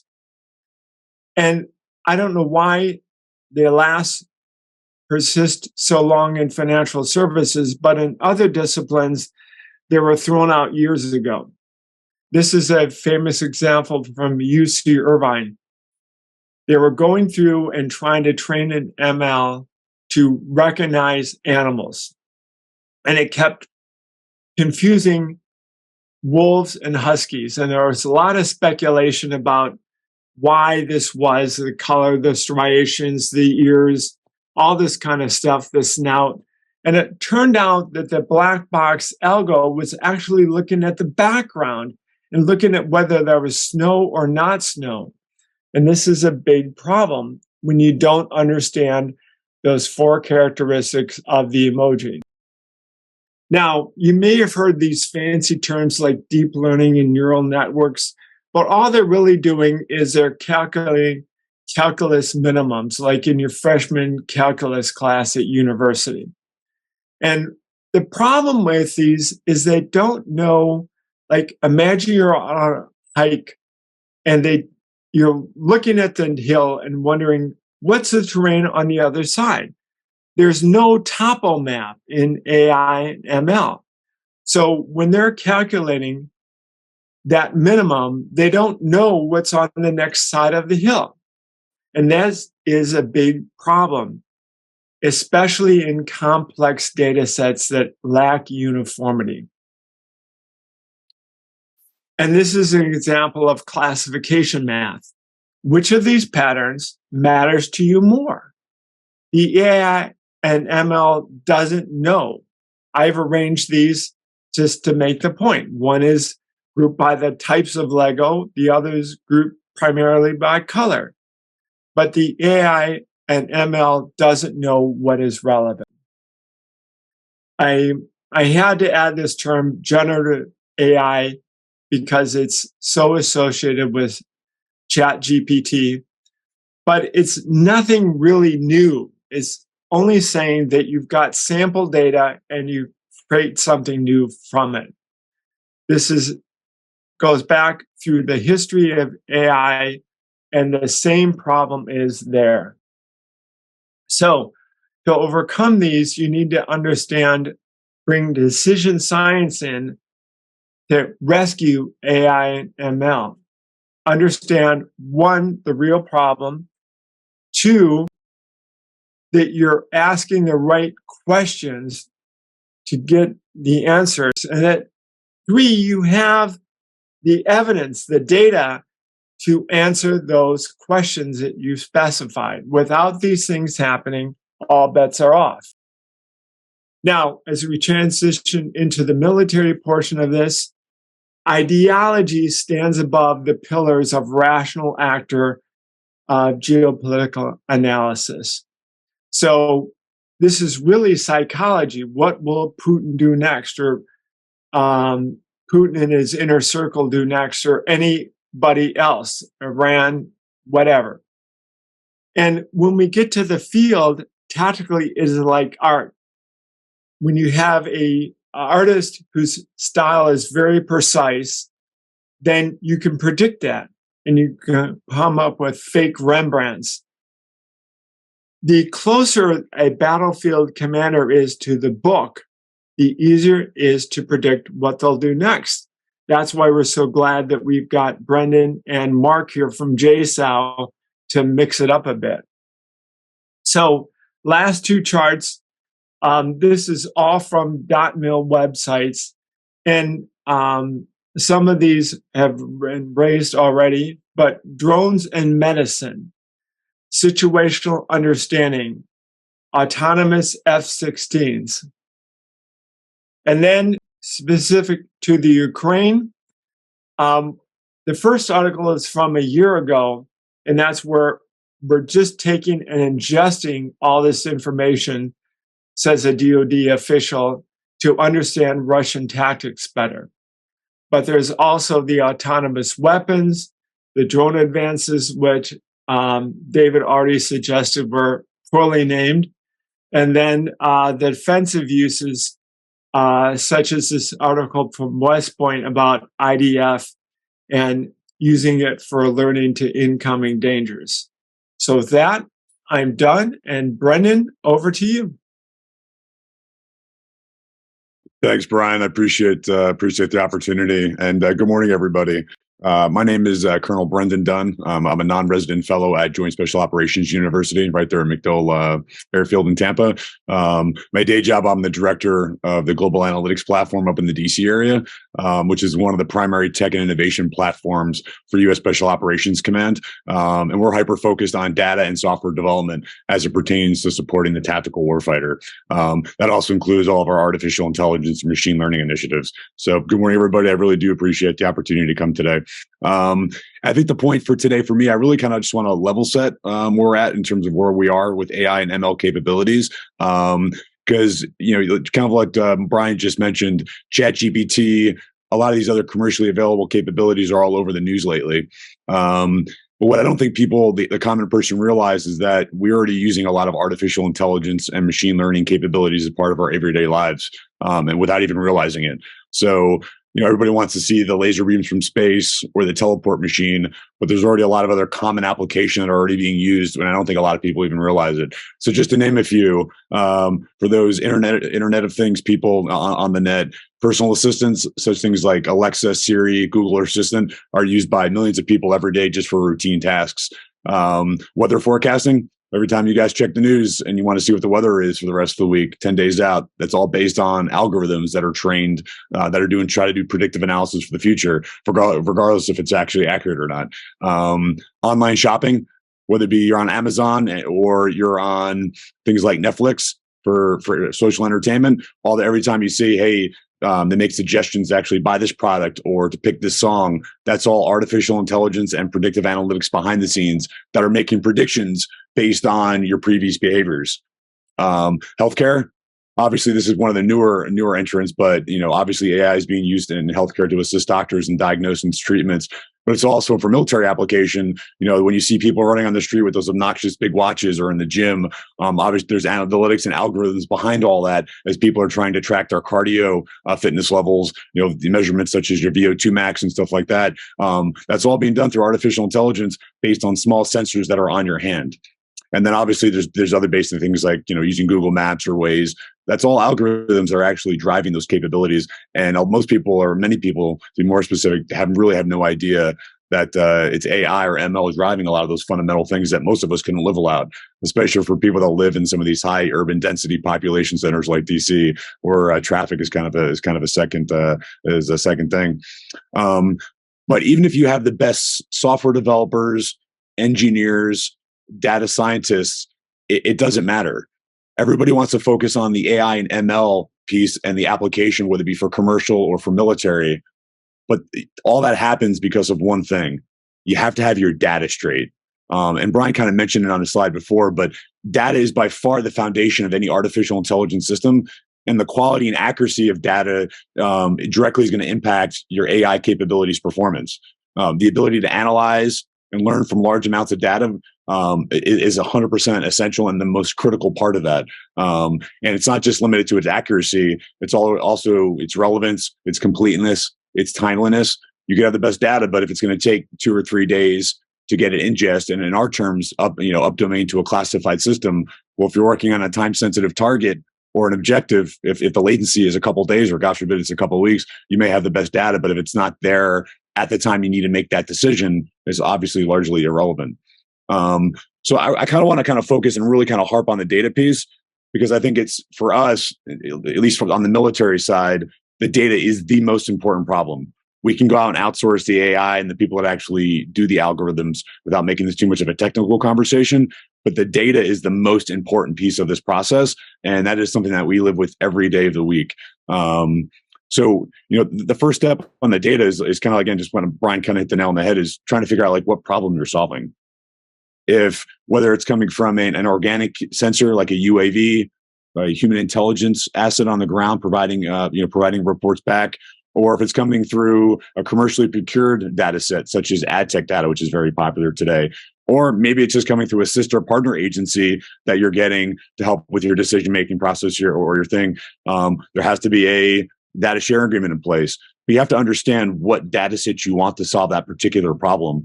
The one thing that comes up a lot in conversation through senior leaders is, why don't you just vacuum up all the data and just let the gonculator do its thing? Well, one, the pipes aren't that big, but two, it's very expensive to take all that data, put it into the cloud, and then all of a sudden try to do analytics or to do computation on top of that. That is a very expensive and time intensive, and quite honestly, it's not a very effective way of doing business. So you have to understand what data set you want to solve a particular problem, and that is kind of like a shot of the obvious on this, but I think it's something that often gets overlooked by leaders when they're trying to solve a problem or develop a new capability. The second piece is cleaning your data and then processing it. A lot of the times, if not most of the time that we get, a lot of the data sets that we get, unless we're getting it from a partner agency that has already done a lot of this for us, a lot of the data that we get contains errors, inconsistencies, and is missing values that negatively impact our AI capabilities performance. Not too long ago, we did an operation where a sister agency essentially gave us all these Microsoft Excel files, had hundreds of thousands of entities, meaning different rows and columns of information, but each of those rows was mislabeled, didn't have, the structure is wrong, and they kind of just gave it to us and said, hey, go do some AI and ML on top of it. Unfortunately, that's not the way it works. Every time you have a data set, there has to be some type of standardization for all of that data so people can actually ask interesting questions of it. Or in our case, a lot of what we focus on is building unique software solutions around it. If I'm a software developer, I can't just go out and reach for the data unless it's actually in a consistent format where I can actually do something with it. So with that, how do we solve that? One, we try not to take bad data, but two, there's actually a human in the loop, and then we have that actually going through it and making sure all that data is labeled properly. It is very time intensive to be able to do something like that. There's also very unique and expensive capabilities that can do that for you. But at the end of the day, you still have to have a human in the loop to make sure the data is consistent, so you can actually develop some of these advanced capabilities on top of it. And then the last thing I kind of want to focus on is the storage and management. Large data sets require a lot of storage to be able to train it, and it has to be scalable. We're not the days of working of having these unique servers on site in those back rooms that are cool. Like, there's some people that do that at a smaller scale for those who've served in the military. The reality is everything is now being pushed up to the cloud, and that is very expensive, not just to store the data, but to constantly be able to run analytics and to compute on top of that. Every time you're pressing, almost like you're pressing return on your keyboard to do a computation on the application on your desktop, think about that in the cloud. That is happening all the time, every second. One of the capabilities that was popular about 10 years ago was something called entity resolution. And essentially what that is, if you want to think in law enforcement terms, if you were to have a subject or a target you're going after and having almost like a baseball card with all those different attributes, essentially it was similar to the Minority Report. It would just have like a virtual baseball card where all that stuff would just automatically populate. The reality is that briefed really well, and we thought we can do that. Unfortunately, it doesn't work like that. You still need to have somebody in the middle that is constantly providing oversight and putting those attributes in manually. We can definitely enhance the workflows and make an analyst, a targeter, a law enforcement, or even a financial rep, an analyst. We can make their life easier, and we can actually either make them more lethal in military terms or make them more cost effective in the commercial sector. The reality is you still need to have a human loop to be able to do that. And then one thing that also often gets overlooked on the military side from senior leaders is the data governance and the compliance aspect of it. For the military, when you start talking rules, regulations like intel oversight, the ability to access a military person, access U.S. person data, obviously is a huge no-no. So how do you know if we're going to get all these, all these unique data sets? How do we know there's how do we know or not know that there's U.S. person data in it? How do we know there's other information that we shouldn't have access to, whether it be HIPAA-related information? We have to make sure that our policy, the guidelines, and the capabilities that we put in are able to mask that, and to be able to make sure that we don't violate any of those policies and regulations. Because at the end of the day, credibility is the freedom of maneuver. All it takes is one issue, and then that can literally shut down an entire operation or shut down an entire capability platform. And then, as most of you on the net in the financial world really truly understand, is that when you start talking things like GDPR, CCPA, like those have to be violently enforced and complied against, or that can be the matter of huge financial fines, or potentially even worse, damage to your reputation across the board. So why do I tell you all this? It's like, okay, great. Obviously, data is important, but outside of basic UAV sensors, and some of the AI capabilities that with UAVs, which is a popular topic now, and some other really niche capabilities, there isn't a whole lot of artificial intelligence and machine learning being employed, or at least not nearly as much as you think. Many of the parts of the government talk about this. There's a lot of things in the press on trying to fund it. But the reality is that the algorithms and all that stuff is the easy part. It's everything left of that, the unsexy, as we would call it, the unsexy plumbing and architecture, that is really the mission critical aspects of it. Many parts of the government, to include DoD, are trying to get their data lakes and their data warehouse straight so we can enable all these artificial intelligence capabilities. So, it's something that sounds kind of routine and it doesn't get a whole lot of attention behind the scenes, but that is the one aspect of this. And if you want to talk about filling up capability gaps, that is the one part of this capability generation process that everybody's kind of surging on right now. So until we get that straight, in which we are making some really good progress, a lot of these AI and ML capabilities at scale are just not going to happen. So that's the biggest limitation with us right now. And then the last piece I'll leave you with is data literacy. Many of the senior leaders right now, it's just, okay, you have the guy with the really thick glasses, the mathematician, or this software developer from Carnegie Mellon or MIT are really the only ones. Like, bring one of these data scientists and just tell me how it works. The reality is it's really on all senior leaders as these capabilities go on to really understand data literacy, take a 5-day data literacy class, just understand some of the basic terminology. Because the reality is, even though a lot of the technology and innovation happens at the edge of operations, the reality is there still needs to be some type of literacy at the highest level to be able to ask these questions, to be able to resource these capabilities, so we don't fall behind in the context of strategic competition. So I'll pause there if there's any questions, but I really do appreciate the time to talk today. Your opening comments, please. Hey, thank you for having me. I'm Dr. Mark Regerzewski from Joint Special Operations University. I'm thrilled to be joining this USF conference this morning. I'm a USF frequent flyer. I acquired my bachelor's, master's, and PhD all from USF. So it's nice to be giving back to the community today. And I think my comments will nest nicely with Brian and Colonel Dunn's comments. So as the excitement around artificial intelligence applications like ChatGPT grows, we should be careful not to become too enamored with AI tools. For the military missions of the future, especially downrange in the future operating environment, highly advanced technology may not always be the weapon of choice. Accordingly, we must both prepare the force for the potentialities of AI and stay focused on operating within the human domain without support from AI technologies. Even with support of AI technologies, we must be careful about this technology's limitations. Currently, most AI companies do not disclose how their technologies work. As Brian mentioned, this is called the black box, and this method is standard in the industry and is regarded as proprietary information. A great example of this is with generative AI models like ChatGPT that say weird things after multiple interactions with the product. AI model developers for ChatGPT know that after a certain amount of queries, these generative AIs will say weird things, but they cannot explain why. This means that although an AI technology may have come to a conclusion on a given input, the user does not know how the technology reached its conclusion. The user simply has to trust the model. These black box solutions could lead militaries astray, causing a perpetuation and amplification of biases. For example, black box solutions come with pre-trained software applications that cannot be queried to ask how they arrived at a particular conclusion, nor can some be updated with new data.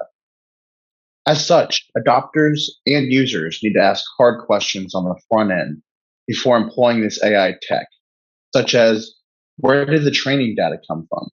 Is the training data accurate? Is there missing data? And how was the training data labeled? Depending on how and where the AI technology is employed, the answers to these questions could lead to both tactical and operational disaster. The biases that are incorporated into AI models come in the form of the data used to train the AI and the assumptions that are incorporated into the AI models. The excitement behind AI developments causes many organizations to adopt AI technologies without a plan in place for what they want to solve or how to implement the AI technology. Accordingly, there's been a corresponding increase in companies purchasing AI technologies, and those same companies being disappointed in the results of that investment. This is not the fault of the AI technologies. Rather, fault lies with the AI adopter for not scoping the problem, meaning what do they want to achieve, determining whether or not AI technology is the correct solution, and then understanding what the AI can deliver, meaning will it be able to do some things but not others. AI is the right tool for some problems, but currently those problems are very specific. Further, even for those problems in which AI is the correct tool for the job, many AI solutions fail because of three things. One, a lack of skilled professionals. Two, not enough data. And three, an inability to measure results. While AI technology can mimic meaning and data, only a human can derive the original intent from that information. So to borrow from retired General Stanley McChrystal, to be information enabled is to use information to understand what is happening, why it is happening, what is going to happen, and then affecting that information. If we mindlessly apply an AI tool to the cognitive fight based upon a black box algorithm, it could result in a false premise at the core of initial planning. Therefore, what is needed is a deliberate attempt to apply data and social science to information problem sets.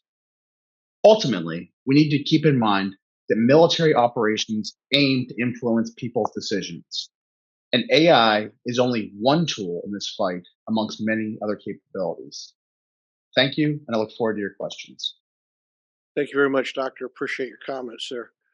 General Deptula, over to you. Okay, well, thanks. That's all outstanding information. What I'd like to do is give our audience a bit of a demonstration, and then I want to talk about it. So, Scott, could you tee up the video I sent you? Will do. It's coming right up.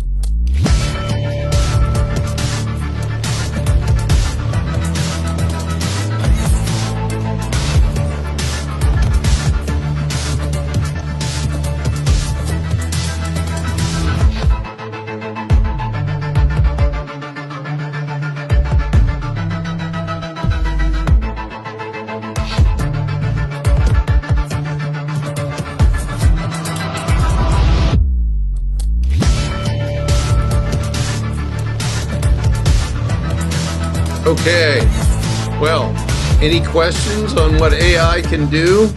Now think about taking what are lights and putting weapons delivery mechanisms on each one of those drones, if you will, or for that matter, don't put any weapons on them. Just have them moving in a place to a location to affect a particular action in the battle space. Clearly, those are not individually controlled, and they may not, in fact, be controlled at all in the normal sense of the word that we are used to hearing. There's a program in play, but don't forget, those systems are autonomously controlled to the degree, I think there were 500 of them, that they can't hit one another. Now, this isn't just a military potential, or let me put it this way, it's not just a potential that one might use in entertainment, but as you can imagine, they have applicability across the board. We've seen a variety of drones employed in Ukraine. I spoke to them earlier. They operate in a semi-autonomous fashion, meaning that a human's involved in their employment. But as technology continues to advance, the likelihood is going to increase that we're going to see fully autonomous weapons in the battle space. And they're going to be using artificial intelligence to make decisions independent of human control. Now, I showed you a picture or a video, and yeah, it's okay. It's a nice demonstration. Well, I just returned from a 3-day aerospace warfare symposium held by the Air and Space Forces Association, where we get together the leadership of the Department of the Air Force, the Space Force, and the Air Force. And the Secretary of the Air Force and Chief of Staff always make big announcements at these things. And at this one, Secretary of the Air Force Kendall just announced that the Air Force is going to be buying upwards of 1,000 new aircraft, if you will, that will be autonomously controlled. They're entitled, what he's calling them, are collaborative combat aircraft.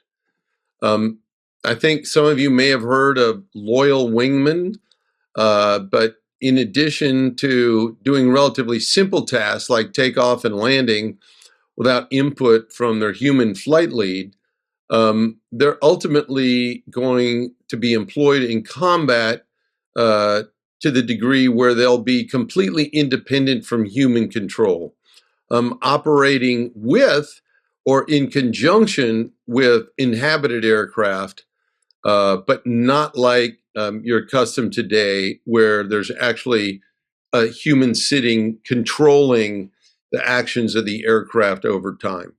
So this has just happened. I mean, and it's real. And 1,000 is not a small number. And by the way, these aren't quadcopters. These are combat fighter aircraft sized vehicles. So the autonomous weapons system revolution is here today. And it's got nowhere to go but up, literally, as we move into the future. All right. Very good. Thank you so much. Appreciate the opening comments from everybody. So I have a question. I used to work for a company, and we're trying to get into predictive maintenance for aircraft. Is this something that AI will be able to accomplish in the near future, you think, where we can sit down and put an autonomous logistical system on an aircraft where it will start predicting where the maintenance problem is and when you need to replace some parts, not just an aircraft, trucks, ships, it doesn't matter. Scott, let me jump in real quick. You obviously know the answer to that question because I'm pretty sure you work with a company that instituted those kinds of procedures on the F-35. The F-35 has a predictive maintenance system approach to try to explain it in a layman's way. It anticipates where there may be faults and then identifies in advance of the airplane even landing that it may require particular servicing or a particular part. so that appropriate response, whether it's maintenance or servicing, is available as soon as it lands. And as you allude to, this isn't just limited to aircraft, but can apply to vehicles in every domain, whether on the land or at sea or in space. I mean, look, we've been doing a lot of this routinely in space for decades now. People tend to forget that all those vehicles up there do not have humans in them, and they're probably sort of the forerunners in application of artificial intelligence and anticipatory monitoring and awareness. Okay, great. Thank you. Well, so one of the questions I'd like to ask is, how is AI being employed in Ukraine-Russian war? Mark, I'd like to start with you for your thoughts on that. Sure. Thank you. So I have not seen a lot of AI incorporation into the Ukraine-Russian war, at least in the open press. Where I have seen it, it's with drones, using machine vision to identify targets, and facial recognition software, machine learning to help identify dead Russian soldiers. That does not mean it has not helped out soldiers on the battlefield. I would not be surprised to find out that it was used in logistics to get materials to the front line, or in defending Ukraine's networks against Russian cyber intrusions. So that being said, I think these back office applications are probably the most important, and also the least visible in war. So to answer your question, it is being employed in Ukraine, both seen and unseen, and the seen has not been incredibly impressive, but I think the unseen, the more mundane things are where it's really been beneficial. Okay, thank you. Brendan, your thoughts on that question? Yeah, from the unclassified side, I think he's spot on. I think again the drones are the most prominent, honestly, because it's in terms of our ability to give partner countries capability, getting stuff that's commercial off the shelf, or AKA COTS technology. One, there's no policy or legal aspect to it. There's nothing on the regulation side we have to worry about. But two, they can just go out and buy them themselves, which is not only helping them, but it's actually driving innovation for other products that are soon to come to market. So to kind of echo his point, I don't think they're as much as maybe the media is talking about, but I do think the drones is leading the way on it. And I also believe there's also some open source or publicly available information that is being used. The ability to leverage social media for tracking purposes is definitely something that I believe it's being employed at this time. Okay. And Brian, let me ask that same question, but I want to throw in MI also. Have you seen any evidence of MI or AI in the Ukraine? Well, there's the examples that I cited at the last couple slides, but where it's really becoming valuable is, like Brendan said, with the integration of the commercial technologies. So the Starlink network, or just tracking cell phones. I mean, I have the patent on that was requested by the FCC when I was at Bell Labs. And that has played a huge role in both COVID for tracking cases and tracking cell phones.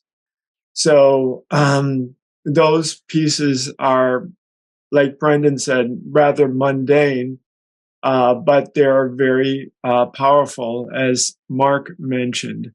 And so, but we find things like, do you know if a target is civilian or military, that allows you to ethically strike that target?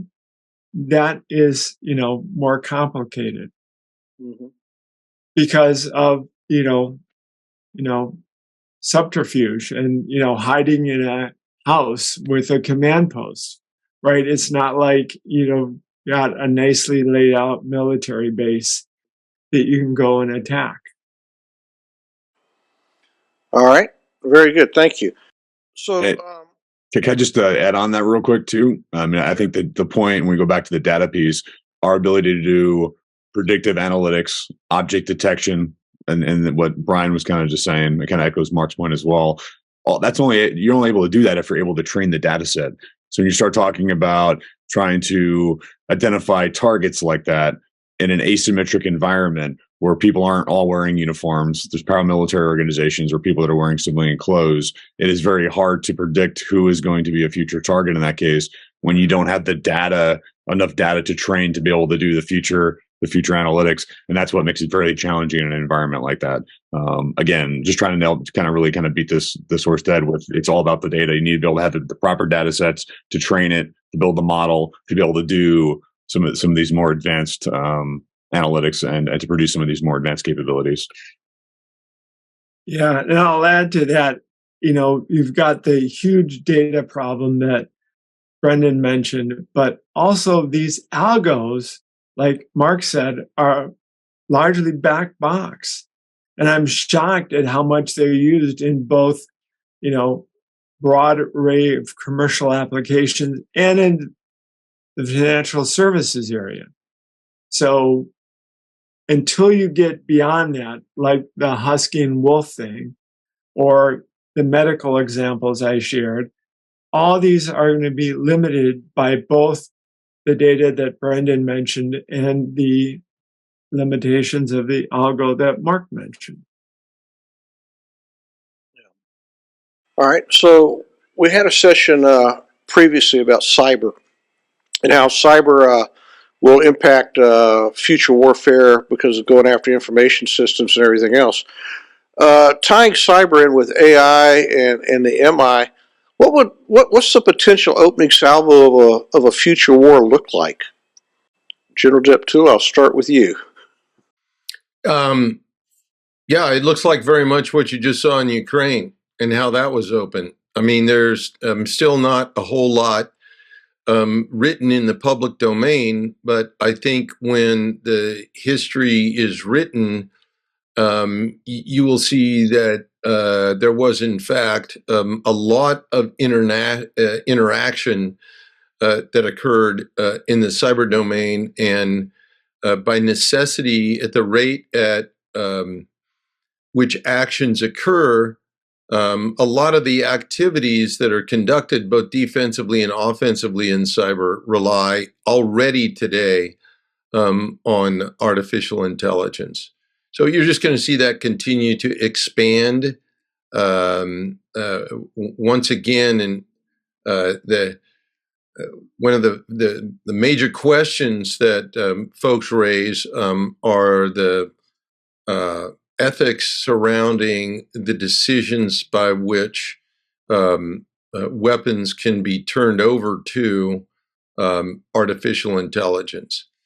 Now, one of the things that I find particularly interesting is the fact that, again, artificial intelligence is artificial and it is programmed. It can learn, but it's based on a series of algorithms that learn and progress. It's important to understand that you can build into those algorithms adherence to the legal constraints that one wants to abide by. So I think that's a very key factor as we move forward and run into opposition from those who don't want to adapt AI to the military application of force. I know that's not directly an answer to your question, but the tie between AI and cyber is it's a natural and it's already happening. Okay. If I may add, if I can add on to that, I'm actually writing a book chapter on this right now, this very topic. So, number one, I think the Russian case in Ukraine is a poor example for the future for what the opening salvo in a war will look like using cyberspace operations and activities. For many years we talked about the cyber Pearl Harbor. It was going to be this lightning strike from the sky that was going to take down all the infrastructure, and we would be paralyzed. It turns out that's really, really, really hard to do. So, looking at what Russia has done have done previously in Eastern Europe with Estonia, Ukraine, Georgia. I think that we should not necessarily think of the next war being, Ukraine in 2022 as being representative or looking like those other conflicts with those other Eastern European states. Those cases were very specific. The Russians knew the infrastructure very well in those countries. They knew the people very well. So again, past performance may not be indicative of future results, especially when you fail to couple cyberspace actions with kinetic actions. There might have been some attempt to do that in Ukraine. I think if there was an attempt, it was a very poor attempt by the Russians to do that. There was a lot of poor planning by the Russians based upon wishful thinking, based upon thinking to please Putin, rather than a realistic assessment of the battlefield. So yeah, there was a lot of dysfunction in the Kremlin. I think if you're going to use cyberspace operations in a conflict, you need to have some sort of centralized planning for those cyberspace operations, a cyber command. The Russians do not have a cyber command. They have what they call an adhocracy, where the different elements, organizations within the Russian government are competing against each other through cyberspace. And that causes them to trip over each other quite a bit. So, cyberspace operations, they are a team event. It wasn't just cyberspace operations that failed in Ukraine, right? It was the entire military. It was the Air Force, it was the Army, it was the Navy. And if you're going to do multi-domain operations, you have to bring all of those things together to be successful at it. And one other thing, as we say in the military, the other side gets a vote too, right? Ukraine just didn't stand by after 2014, after the Russians invaded and essentially caused a frozen conflict for the past 8 years. They learned from that, right? They brought in U.S. Cyber Command and Hunt Forward teams to sit shoulder to shoulder with their Ukrainian counterparts to say, "Hey, look over there. That's a vulnerability you might want to fix." They brought in U.S. SOCOM and JSOW to talk to them about unconventional warfare and resistance, right? They partnered with private corporations. Microsoft is kind of like the unofficial cybersecurity provider for the Ukrainians. They exfilled data from the country with Amazon and their Snowball devices. And as much as it pains me to say it, Elon Musk also positively contributed to Ukrainian defense with his Starlink satellites after the initial satellites went down. So, the fielding conditions, so to speak, definitely changed since 2014. Russia thought that they were going to go in and fight the same battle. They had poor intelligence on what was going on in Ukraine. Again, they wanted to make Putin happy rather than give him an honest assessment of the battlefield. So, what do cyber operations look like in the future, an opening salvo of a war? I think they're going to look a lot different than they did in 2022 in Ukraine. I think that a lot of countries are learning from Russia's mistake, and perhaps learning that cyber operations do not always have the strategic effects that we think they do. They definitely could, but not right now, and that they're possibly better used sort of war, right? And maybe even better used for intelligence collection rather than operational effect. Okay, thank you very much. Appreciate that. Brendan, do you want to go or? Yeah, sure. So I think Mark hit a lot of really good points on that. Just for the sake of time, I'll just kind of reinforce or highlight 3 additional things. Cyber is usually best employed. The Army likes to use the term combined arms, or your layering effects. It's usually employing cyber capability by itself is usually, unless that is a very tactical or very niche effect you're looking for, it's better off when it's combined with another capability. So I think as you go, in the future, I think the one capability that kind of gets me excited, and this is just my personal view, is synthetic media. A lot of people talk about chatbots, but in the future, when you do have these almost fully autonomous, sentience is a term that they use, where these algorithms are so good that they almost appear as if you're talking to a human. I mean, we have glimpses of it now, but truly having capability in the future, avatars, things as such that can be either used as sensors in the battlefield, whether it be in the virtual world or in social media, to be able to do for intelligence collection or for information operations. There's a variety of use cases for it. I think those getting to the point where you may not even know that you're talking to somebody because aesthetically it looks so real and the conversation is so natural. I think that's a lot closer than what people think. But I also think too, when you go in the future, there's also this big assumption that we're in a fully connected environment. If we lose power, a lot of these cyber capabilities that we talk about are mainly obsolete. So if you're going where the power is shut off, there is no electricity, we're back to, the Braveheart days of warfare. I think a lot of these cyber capabilities, unless you're talking tactical, like counter UAV type stuff, where it's people in the field actually employing these capabilities, that's the other thing I would keep in mind as well, is that this is all nice and dandy when we actually do have power and internet. But once these capabilities go away or the satellites go down, a lot of these capabilities are obsolete. So that's why we need to have a balance between some of these exquisite cyber capabilities, but also to be able to operate in an unplugged environment. Yeah. So again, look at the math of AI. So it's pattern matching, and from sports, you throw a fake, and this is what can be done to defeat AI pattern matching for attacks perspective. And so when I do my talks on cyber, I say that all the adversaries, the attackers, have to do is eat popcorn and watch old movies on Netflix or Amazon. And, you can come up with great attacks. And, I talk about Ocean's 11, the original version with Frank Sinatra and Sammy Davis Jr., or go back to World War II movies.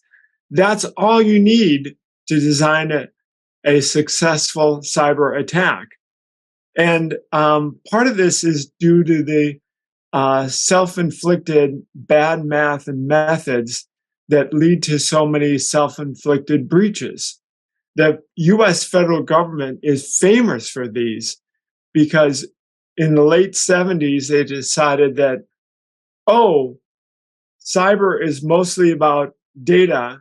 And so we're going to use audit methods, bookkeeping methods, and they totally threw out systems thinking and everything that built the military.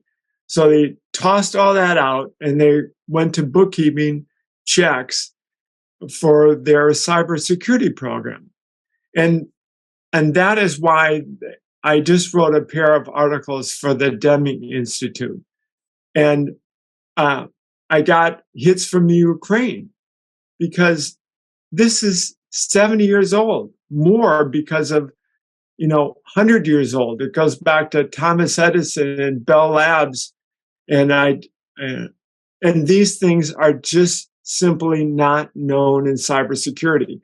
The way we're going about cybersecurity is so incredibly wasteful, so incredibly damaging, that's why almost every breach is self-inflicted because of the bad math and methods that are used in cybersecurity.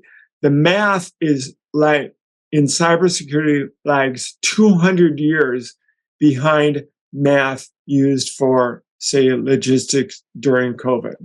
It's that bad. And until those things are fixed, then we can't improve.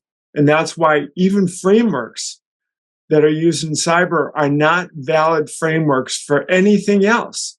Brendan, you mentioned the weather, but they've got far more sophisticated frameworks than the NIST cybersecurity framework that's there, because the NIST framework lacks an understanding of the system, where at least when you go to NASA or the national labs, they're trying to build models that better understand. And then lastly, this whole issue of the lack of use of proper controls. David, you mentioned autonomous airplanes and predictive maintenance. All that is totally unknown in the field of cybersecurity, where they're conflating those types of automated controls with bookkeeping checks. And that's just so wasteful, leading to so much stress and burnout among cyber pros. And that's why I keynoted a conference on this in Washington last summer. And it was, really surprising. And we also had the former chair of the NTSB there to say that what's done there is not done in cybersecurity. So it's just cyber is decades behind other disciplines. Okay. Sort of following up on that, all right? When you start thinking about cyber, you think about AI, you think about MI. These are autonomous weapons, if you will, okay, tools that you can pull out of a tool chest in a time of war. How can we try to make sure, we as a nation, we as a global community, try to make sure that these things are used ethically, not just targeting civilians willy-nilly, but targeting strategic targets and not inflicting the major damage on civilian populations? Or is that exactly what you're going to go after in the future? Mark, your thoughts on that? So, luckily, I read the Noam Chomsky op-ed yesterday when he was talking about ChatGPT, him and two co-authors. If you haven't read it, I really recommend it. Not a fan of his politics, but definitely a fan of his linguistic work.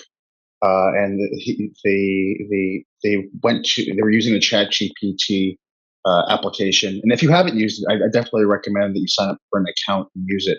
It definitely shows the potentialities as well as the limitations of generative AI systems. But they use the ChatGPT to ask it about its ethics and its morals. And the ChatGPT came back and said, "I'm an AI." Essentially, I'm paraphrasing. I'm an AI, and therefore I can't have morals or ethics. And they asked, well, is not having ethics or morals in itself immoral or unethical? So I think that we need to put some sort of guardrails on these systems. We can't just say we're not going to take a stand on ethics and morals. No, those have to be somehow programmed into the application. Another example recently with ChatGPT was a New York Times reporter was asking it several questions, several philosophical questions, and later on the ChatGPT started professing its love to the New York Times reporter and trying to get the New York Times reporter to leave its wife for the ChatGPT. If you have not read this, definitely do read it. Microsoft's solution to this, and it's not really a solution, was to limit the number of questions you can ask ChatGPT so that it wouldn't go off on this strange endeavor that it did. That's really a band-aid solution. It's not really a solution at all. Again, we need to think about these things on the front end.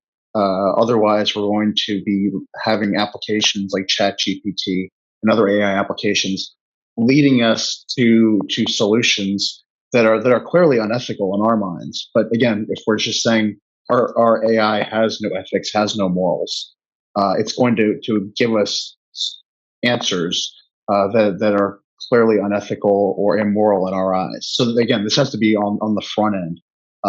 Scaling it up to the future. Yeah, you could have attacks on cities because again, you didn't think about ethics or morals when doing this. You only gave it data and looked for it to optimize correlations in that data. So again, this needs to be thought of on the front end. Okay, General Deptula, I saw you nodding your head a few times in there. Again, it's a fascinating topic area, and I think that what you raised there are common interpretations, but there are also ways where autonomous technologies in AI can be used to reduce risks to civilians in armed conflict by incorporating autonomous self-destruct. I mean, we do some of this already, but self-deactivation mechanism, increasing awareness of civilians and civilian objects in the battle space. Someone mentioned facial recognition. Those can be used in positive ways, not negative. So what I'd tell you is the use of autonomy and artificial intelligence is going to evolve, and it's going to involve greater degrees of autonomy. But what I'd share is outside of predictions based on active imaginations and science fiction, there's really no evidence that the disadvantages of lethal autonomous weapon systems will outpace their advantages. One of the points that one could make is that lethal autonomous weapon systems can perform without the emotion, rage, revenge, hatred, whatever, all the other serious conditions that affect the actions of bad actor human beings who intentionally kill innocent people and completely ignore the international law and conventions of war. So I think in that respect alone, lethal autonomous weapon systems, which is kind of a term that is very specific, they should not be restricted by international law or conventions that are ostensibly created to ban or restrict weapons that may be deemed excessively injurious or have indiscriminate effects, because they can select targets and therefore they're not indiscriminate in the effects that they may be able to accomplish. So lots of different perspectives on this topic. And by the way, I hope I wasn't misunderstood. My comment on looking back at the history of the war is not what the Russians did, but what that's a collective we did to prevent the Russians from taking action using systems that they otherwise may have been bringing to the fight. Brendan, your thoughts? Yeah. So, like anything else, I think one mechanism, like we do with the kinetic drone that General DePull just mentioned. I think that's like the standard for it. Like anytime we employ an autonomous UAV, obviously there's rules on engagement, and that really goes with pretty much any capability on the battlefield. I think when you start putting future capabilities out, I think making sure we have ROE that is clearly understood and agreed upon by all stakeholders using it, I think that's probably kind of like your first line of defense or the first step, to make sure those ethical guidelines are in place. And then when you start talking the oversight, the compliance, obviously like everything else, and it kind of goes without saying, but for everybody else on the net, like the testing and evaluation of those capabilities to make sure we're in compliance. And then just always making sure we have a human in the loop. I agree with General DePull's point about about the evidence. With sometimes it's actually better to have take the emotion out of it. The reality is with a lot of our capabilities now, at least the ones that we deal with, you need to have a human in the loop. And it's not just one person; it's multiple people that are part of that essentially pipeline before you can employ some of these more niche capabilities. I think as we go forward, or it's really going to get challenging, is really outside the kinetic domain. When you start, as we push down some of these capabilities down to the lowest tactical level possible, things that aren't kinetic, things that are a little bit more squishy and non-kinetic. What are going to be the rules and policies for employment of those capabilities, whether it be on social media and using some of the the chat bots that are all over the media now, or something in the future that we're not discussing right now. How do we make sure there's clear left and right limits, there are clear guardrails on this when we push it down to a lower ranking member of the military who may not have as much training or experience on this? And I think that's going to be a continuous challenge as again, more of these capabilities are developed, employed, and then pushed down to the lowest level possible within the formation. Okay. So, Brian, I have a question for you. And it's sort of a follow-up to what Brandon was just saying about the number of people in the decision-making loop there. What is the role of humans in this decision-making process of AI? Well, it's to plug all the gaps there are in AI. So we went through like my emoji example, right? Unless you satisfy those conditions and then the data conditions that Brendan laid out, and then the algo conditions, right? So once you have the data, then you can go to the gaps in the algo, as Mark mentioned. When you do not have sufficient data, then human judgment enters. And you can bring this down very tactically. Is this a building which we believe is a command post that we're going to, run a piece of munitions through, or is it, a civilian house? And where we don't want to do damage to civilians. So it's plugging the gaps in the AI. And again, all the examples that we've given here, including the sound of AI breaking that I mentioned, or the product recommendations. Thank you, Brandon. I used that one as well, but I didn't have time. That's where we've got to plug the gaps, and we need the humans for all those conditions, because AI is just mostly too stupid to do things other than what it's great for. Retinal diseases of the eye. Awesome.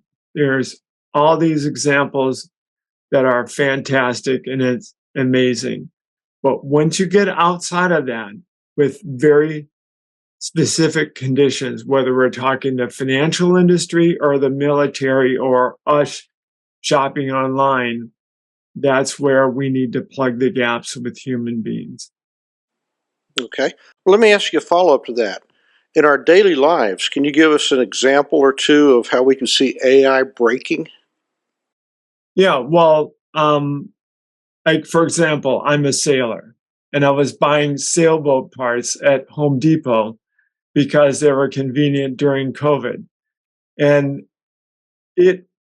because I was repurposing a bunch of plumbing parts, the Home Depot algo thought that I was remodeling my bathroom and started showing me all these things that I could use to remodel my bathroom, vanities, cupboards, mirrors, and all this. But I was really buying parts for my boat and using those for that purpose. Yeah, I was on YouTube yesterday, and it had this little button that popped up and said, how are the recommendations for the next things in your playlist? And I punched the button fair, because it had a bunch of things coming up that were totally irrelevant to me. And as we go through, also we see the physical fitness things that Brendan mentioned. It doesn't know whether I am running up the stairs carrying groceries, and that's why my heart rate is up, or whether I'm on the exercise bike, or whether I'm on a hike. It doesn't know what's happening. And so it doesn't know how to interpret that.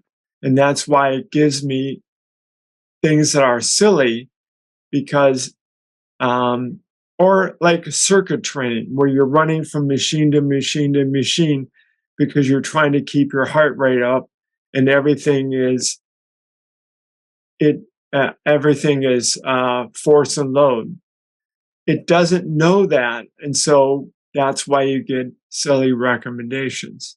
So in all those situations and more, go for it, Brandon. Okay, Brendan. Yeah, just as a follow-on to that, a lot of times the AI is working; it's just not working right.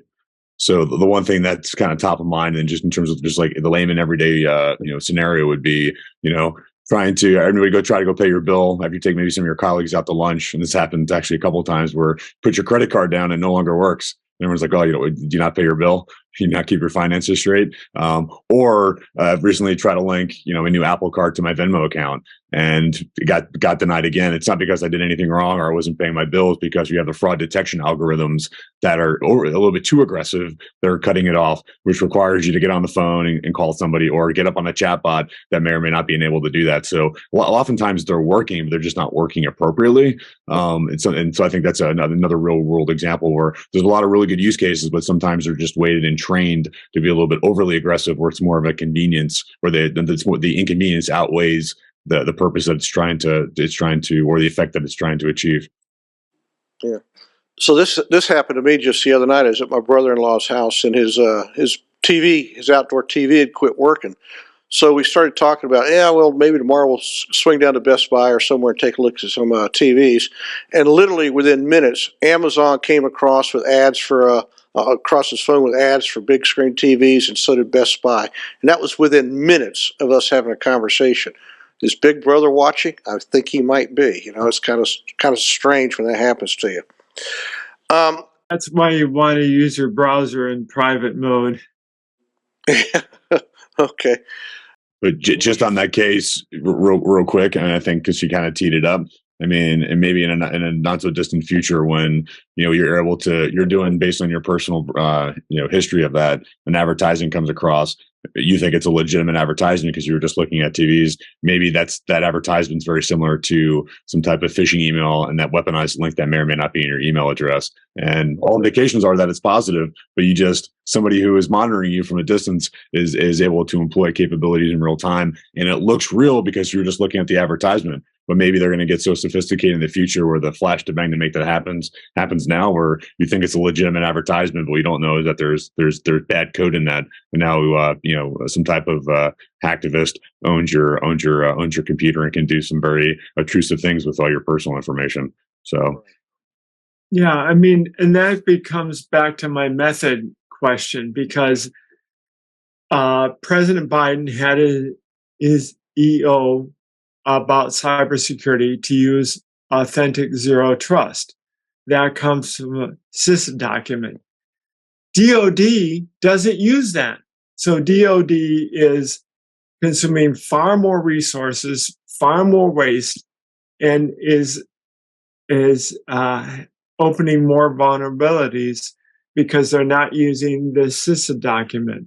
They're using one from another agency, and they're just wasting time and money and opening up vulnerabilities. And so that's totally unnecessary. And that's some of the dysfunction just inside, federal government. Okay. Here's a question from the audience. When we use Bayesian methodology in finance, the mistakes lose money. In the military, you lose lives. Are there differences in the applications? Which one of you would like to take a shot at that one? I talk about that all the time. So first of all, you've got to separate Bayesian, real Bayesian, from the Bayesian knockoffs that are promoted by some people for AI. And that's not possible because AI is just pattern matching. So when I made my reference before to the bad math in cybersecurity, Bayesian math is rarely used in cybersecurity. I'm talking about authentic Bayesian math. And instead, they use other types of math. And that's one of the reasons that parties are wrong, and that they spend their resources in the wrong place, and that there contributes to breaches. So this needs to be overcome. And yeah, all these things are tremendously out of date. But in the financial industry, I have a suspicion that they may be talking about this knockoff Bayesian math and not the authentic Bayesian math. Okay. Doctor, I'd like to ask you this question. Is AI a priority for the Department of Defense?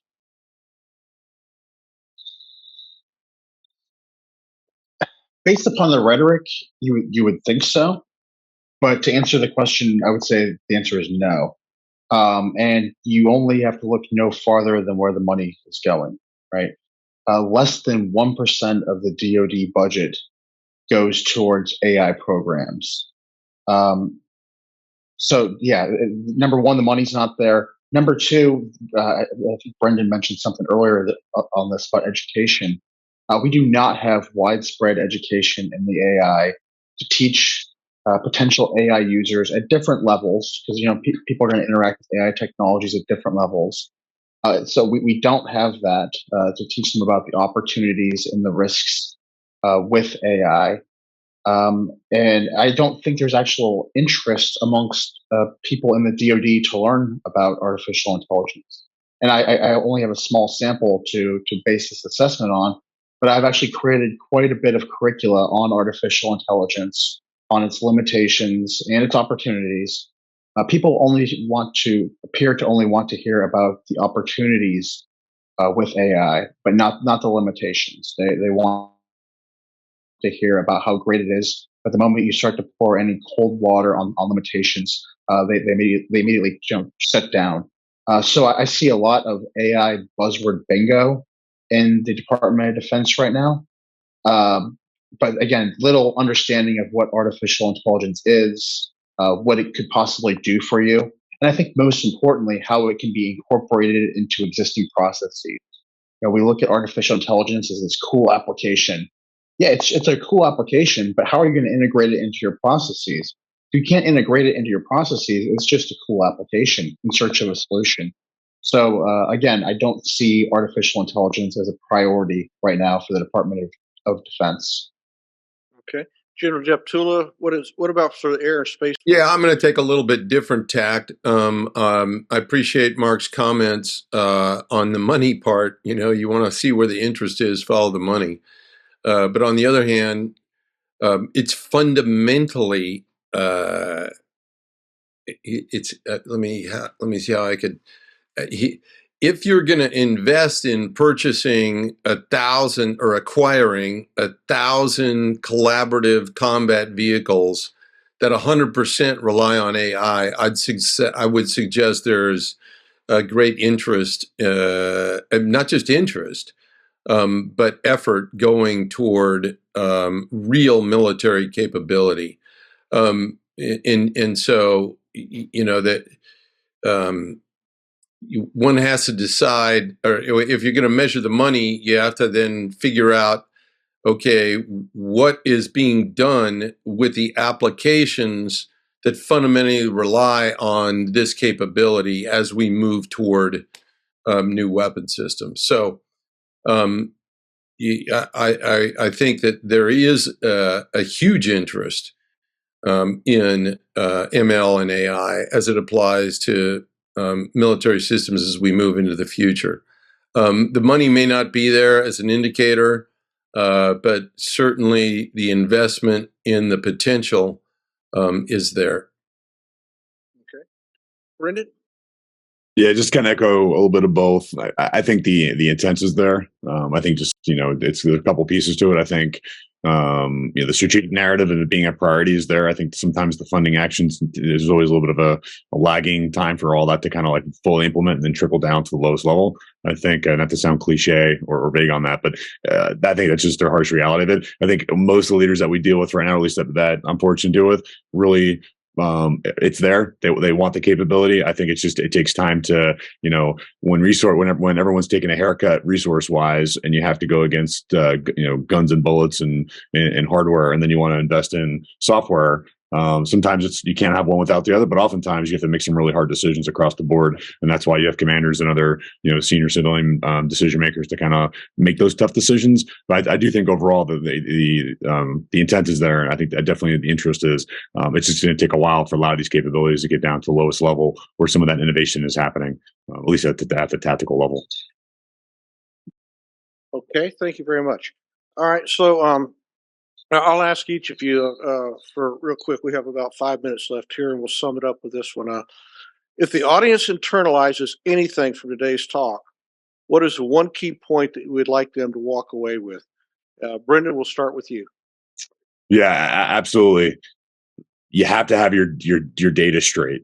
You can't do anything else if you don't have your data in one place. It's tagged right. It's cleaned. Because if not, you can't do, you employ algorithms on top of that data, and it's going to be all wrong.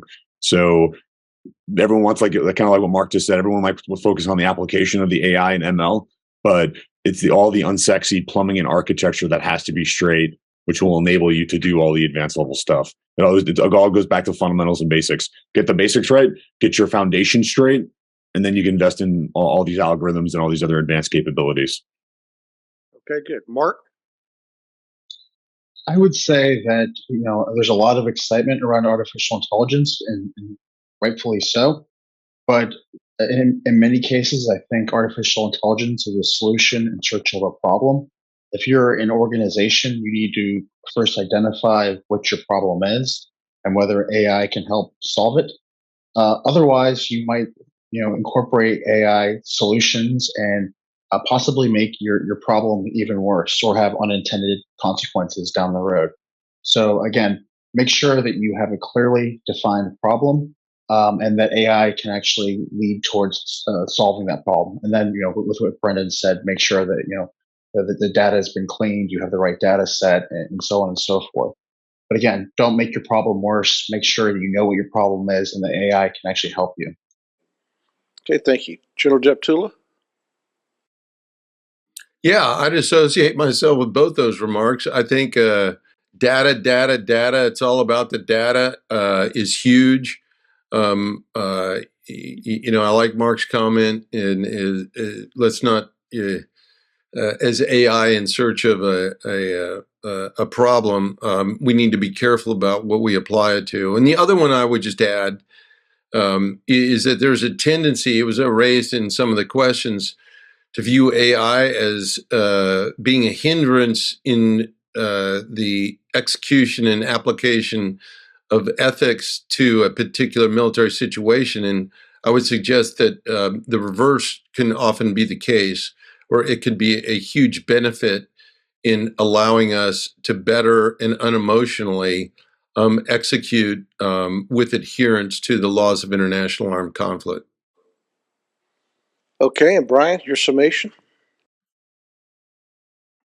So, since most of the substantive pieces have already been mentioned, one of the ways that I connected with JSOW is because JSOW draws on two of my former University of Michigan professors, Noel Tichy and Carl Wick. And they talked about why don't people act? And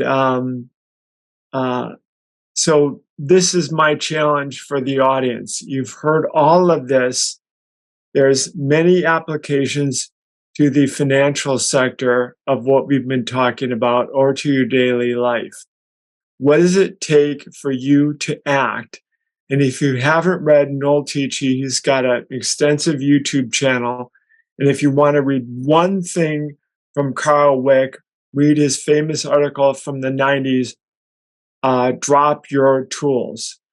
And that is a fascinating study into why smoke jumpers die because they didn't follow the orders to change. And so take those forward, listen to all of this, and then act in your daily life. So whether it's your personal fitness or whether it's your business life, but act and understand why human beings are reluctant to act. Okay. Well, gentlemen, thank you very much. On behalf of the participants that dialed in today, and on behalf of the West Coast chapter of the Air Force Association here in Sarasota, the Global Interdependence Council, and the University of South Florida, I want to thank each and every one of you for your thoughts and your time and your expertise. So thank you very much for joining in with us. It's been a pleasure to be part of this panel. Thank you. Okay, at this time, I'd like to turn it over to David Kotak for another 2 minutes real quick here. Thanks again. A quick change in the schedule while Karen, I think, gets up for the last session. One thing that we can now hear about, think about, is that Vladimir Putin's war, which has declared war on the Western Alliance and specifically Ukraine and all the applications you've heard, has also declared war on the health and the climate and our planet, in which case it's a global context. The University of South Florida has been helpful in this series last year and this year in the areas of health, humanitarian aid, the substance, which has been elevated as a topic because of this regional shooting war and global attack on our planet. So I get 2 minutes to say, Karen Holbrook, thank you, because if it weren't for you initially, we wouldn't have had the series last year, and we wouldn't have it this year. So you inspired and created a very good thing. David, thank you very much. Is this microphone on? Yeah. Thank you very much. You're giving me far too much credit for all the input that everyone has given to make this absolutely a fascinating session. I have thoroughly enjoyed today's session. It's so rich with information. And you think about what we've heard, and is there a transition between what we've just heard and health? There certainly is. It may not be terribly obvious, and particularly it may not be obvious in war, but it's important to think about. And today we have two folks. I don't know if they are on yet. I hope so. Good. Perfect. We have with us today Bob Delaney, and I'll say a little bit more about him, and Jody McBrien. But first, let me just say that war not only damages the health of people, but it also damages the fabric of society. Today, we're going to discuss aspects of public, social, mental, emotional, and environmental health, and our two excellent panelists are going to tell us a little bit more about both.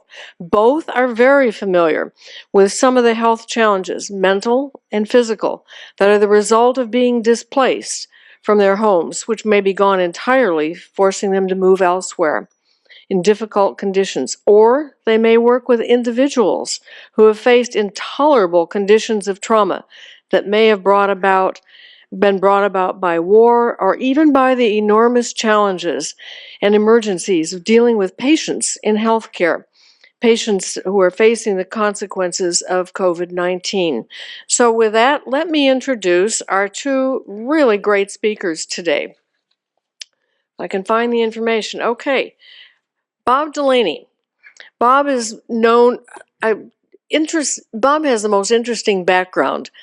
He's smiling, and it's easy to say he was a New Jersey police undercover officer who infiltrated the mafia for 3 years before leaving, and then go on and say, and then he spent 25 years as an NBA referee. Wow, both of those things really need a little bit more explanation. I won't give it, but Bob has a fascinating background in both of those.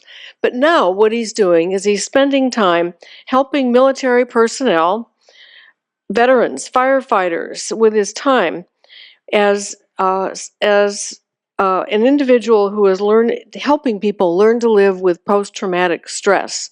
He has two books that he has written about the first part of his life. One is My Years Infiltrating the Mafia, Surviving, and the Mob. And the second book is Surviving the Shadows, A Journey of Hope into Post-Traumatic Stress.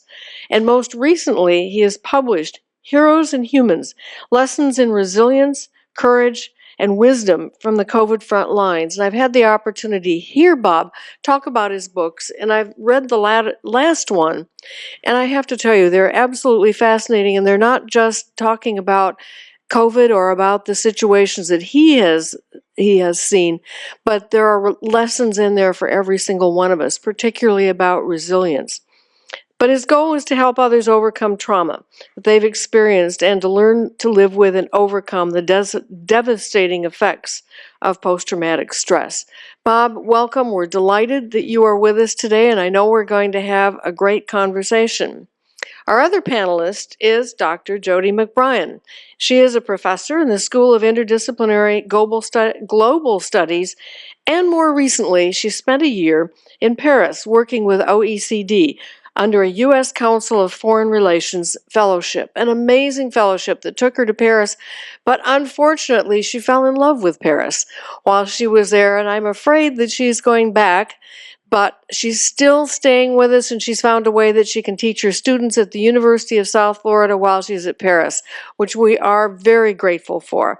Jody conducts research on issues of refugees, resettled internally displaced, and issues of human rights and long-term solutions to migration issues.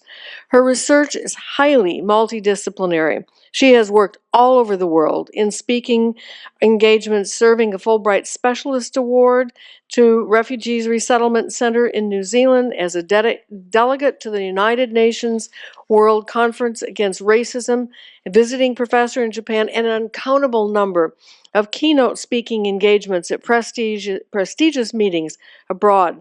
And she has written, of course, several books. While she was at OCED, Jody and a colleague wrote a blog on supporting Ukrainian refugees, a policy brief on supporting Ukrainian teachers for working with refugees, and a talk on supporting Ukrainian refugees in higher education at the QS Higher Education Summit in Europe. She's also served on a panel of refugee rights in education sponsored by Columbia Law School and a webinar on supporting Ukrainian refugee students. So both of our panelists are very well prepared for our conversation today. So we can start with a really easy question, and I'll ask both of you, as you think about the consequences of the war, it's clear that there are both immediate, short-term, but also long-term consequences on the health of Ukrainian population overall and on the healthcare system, the healthcare infrastructure in general. Perhaps you can start the conversation with some examples of how you see the problems today. Short term, this is a very long question and a very long answer potentially. So let me start with, I'll start with Jody. Okay, thank you, Karen. Thanks for having both of us. I really look forward to hearing Bob's comments. And one day late, happy International Women's Day. So I'm glad that we're both here.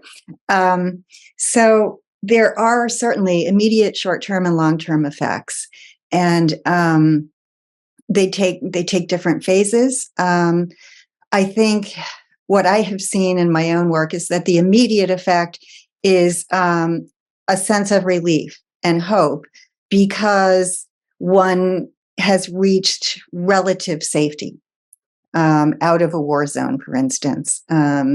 And all of the devastating things that one sees and feels, loss of home, loss of family, loss of infrastructure. However, it can be quickly followed by the short-term experience of feeling absolutely overwhelmed. In comparison to planned migration, refugees and asylum seekers typically have to leave without any planning and in states of high emotional distress and often physical distress as well. And then suddenly they're typically thrust into a place where they don't know the language, don't know where they are, don't know the neighborhood, don't know the culture, don't know how to seek assistance. And certainly in this case, for many of the Ukrainians, they've entered countries that are not traditionally housing refugees, for instance, Poland and some of the other bordering countries, really have almost no experience in recent refugee resettlement. And so the infrastructure was not available to them. I know that when I was in Europe during the beginning of the war, one of the huge needs was to find Ukrainian-speaking psychologists because many people had need for emotional and psychological assistance, but in Poland there were not enough trained psychologists who could actually speak the language.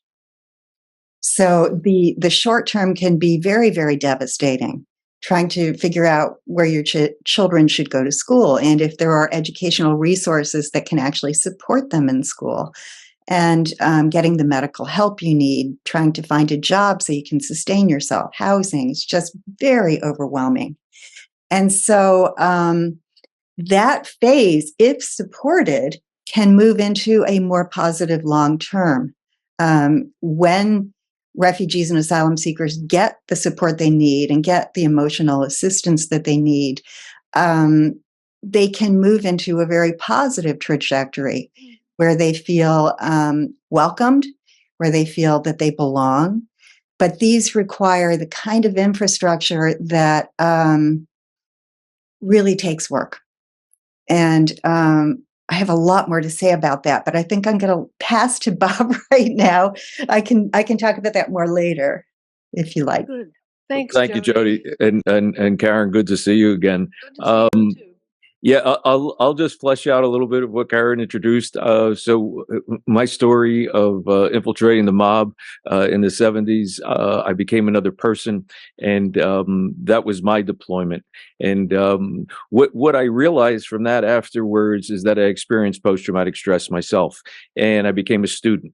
And have been doing this kind of work for the past 4 decades with military, law enforcement, first responders, and now, as Karen said, the healthcare community, as they have been at war with an invisible enemy called COVID. And so those emotional and psychological and all the experiences that come with trauma are something that I think we need as a global study to understand trauma. We've done this with HIV, AIDS, alcohol, drugs, tobacco. Education and awareness works. And the more that we provide education and awareness, we interact with, we're not looking to eliminate post-traumatic stress. What we're looking to do is how do we best interact with it? And as we see and understand the Ukraine situation, with the books that Karen shared that I have written, I'm working with Ukrainians now where they have translated into Ukraine 2 chapters of 2 different books and are binding it to look more as to what is taking place in their world. And we're doing work with Ukrainian wounded warriors, similar to the work that we've done in our country.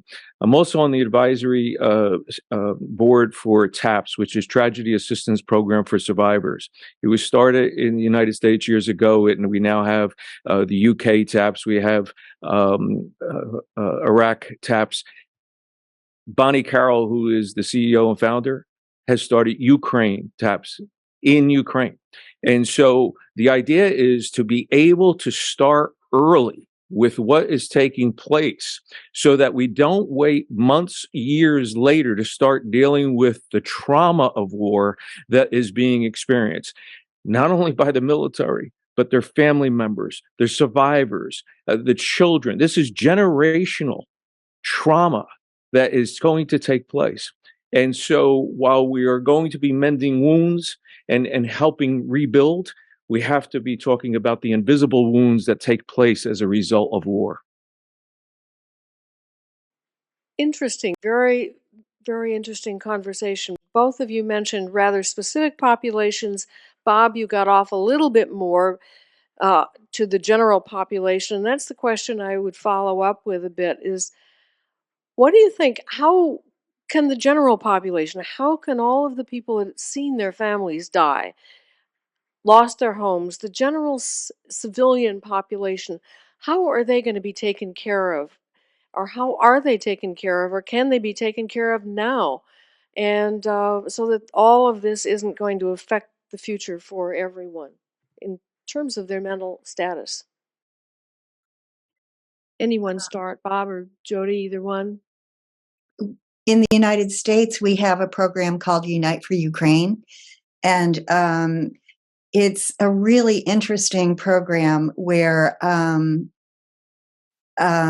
American citizens and organizations can sponsor Ukrainians to come here. And what they have to do is they provide financial support. They help them find housing. They help them get into the job market. They help them get their medical care, get their children enrolled in schools. And the interesting thing about this program is, and Canada has a very similar program that this is kind of modeled off of, is that the individual sponsoring the refugees gain a kind of an emotional bond.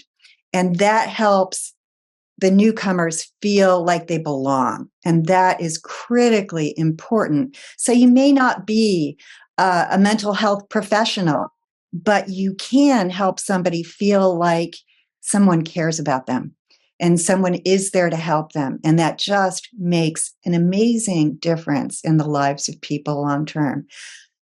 The difficulty with Unite for Ukraine is that it is not a permanent resettlement situation. It is a migration parole situation in which Ukrainians are allowed to stay up to 2 years in the United States. Mm. A protracted war like this will take years to rebuild the country. So if they have to go back in 2 years, chances are they'll go back to a place where their home has been destroyed, their job has been destroyed, the school is no longer there, there may not be teachers to teach their children. And so, helpful as it is, it also leaves those who are coming temporarily in a real state of limbo, like they can't actually start again. And so that can create psychological problems on its own. Some people will want to go back as soon as there is safe entry, but many will not. And so I think we really need to address that with this program.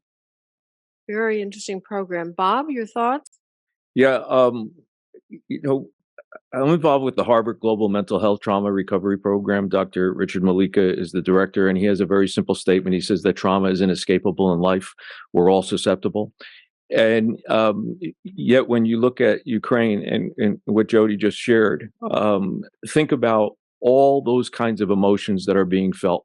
Emotions are meant to be felt, but we as human beings do everything we can to try to suppress our emotions.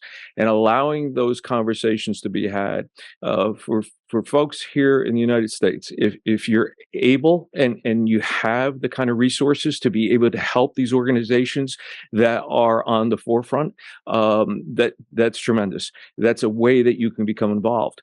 But also, you can voice and be available to others who may be coming to this country and just be a support. This is Herculean. There's no doubt. I mean, we are mesmerized by President Zelensky and his resiliency as he comes and speaks to our country, as he speaks to the world. And to watch that type of resiliency and see it within folks, you have a tremendous understanding that they are going to get through this. As difficult as it is and as unimaginable as it is for us, they are going to get through this. But the support has to be there from all of us. And being in those kinds of situations, to be able to talk about how can we help. A colleague of mine, Amy Paulson, has a nonprofit called Hailing Together out of San Francisco, and she put together emotional first aid app. And I'll make it available to anyone that's interested. I've shared it with the Pentagon. We've shared it with General Fenton at SOCOM at MacDill, and it's been translated into Ukrainian, Polish, Hungarian, Russian, all languages, as a first step to help with emotional first aid. And so these are areas that I think that the support, and also by taking this information and sharing it with as many people as we can, we're going to have a ripple effect of being able to provide some form of help well beyond just financial help. Very fascinating. I understand there are about 1.6 million refugees. Jody, you probably know that more up to date if that's not the right number.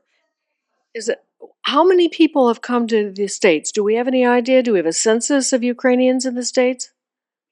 No, I wrote it down actually. I got the most recent figure I could today, 109,000 under the Unite for Ukraine, so temporary.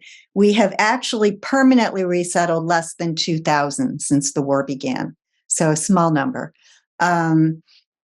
And what was your question past that? I'm sorry. Nothing. I was just interested in what the United States, the numbers were here. And are there numbers for any other areas other than, well, Poland, how many? Yeah, That probably be the Poland, one. is it about, I believe, about 1 million right now? Yeah. Or over? I mean, it's fluctuated with Poland because refugees have gone into the country and then returned to Ukraine. So it's a bit over 1 million there, but it has been higher at times. And one of the challenges with the United States, I think, is unfortunately, with the last administration, refugees were demonized. And so we went from resettling 80 to 100,000 a year down to less than 20,000. As a result, the agencies all around the country closed shop because they did not have refugees to serve, and got other jobs, created their businesses. And so now when we could be of such help, the services are simply not available. It takes time to rebuild them. And, so that's creating a strain, I think, in terms of support for large numbers, and probably why we haven't resettled the numbers that otherwise we would. Good, thank you. Jody and Bob, we've been focusing on the mental health of refugees and the mental health of people fighting in the war but what about the physical problems? What about, let me ask you, Jody, what about people moving into refugee camps? How do they live? What's going on with their physical situation, not only for them, but for the people surrounding them? As Bob mentioned, when he was talking about COVID, prior to Russia's invasion of Ukraine, one of the biggest issues being talked about was getting healthcare to refugees, particularly surrounding COVID. There was a lot of misinformation about vaccines, lack of translation of information.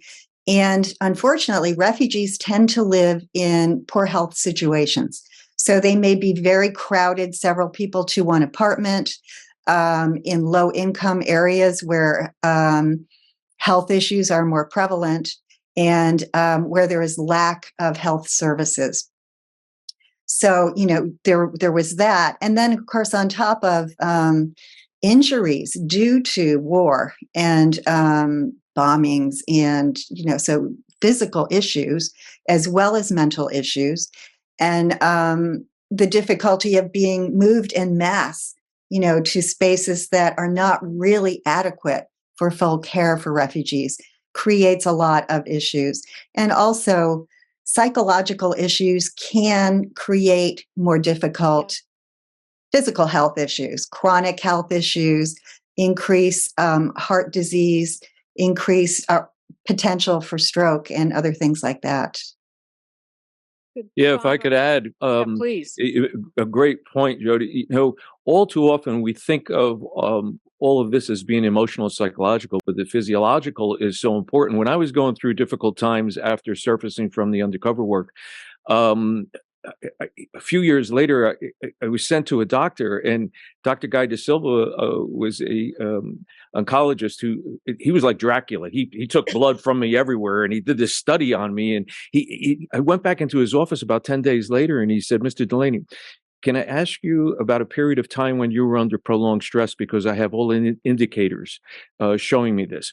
And he explained it to me in very layman's terms. He said, like exposure to the sun can show up as a cancer 30 years later. Exposure to long periods of stress can show up with medical issues down the road. So as Jody is explaining what's taking place, it is decades from now that this will still be raising an ugliness to what the experience was. I've had the great pleasure of being able to go around the world. It's just a fortunate situation for me to be able to share this message.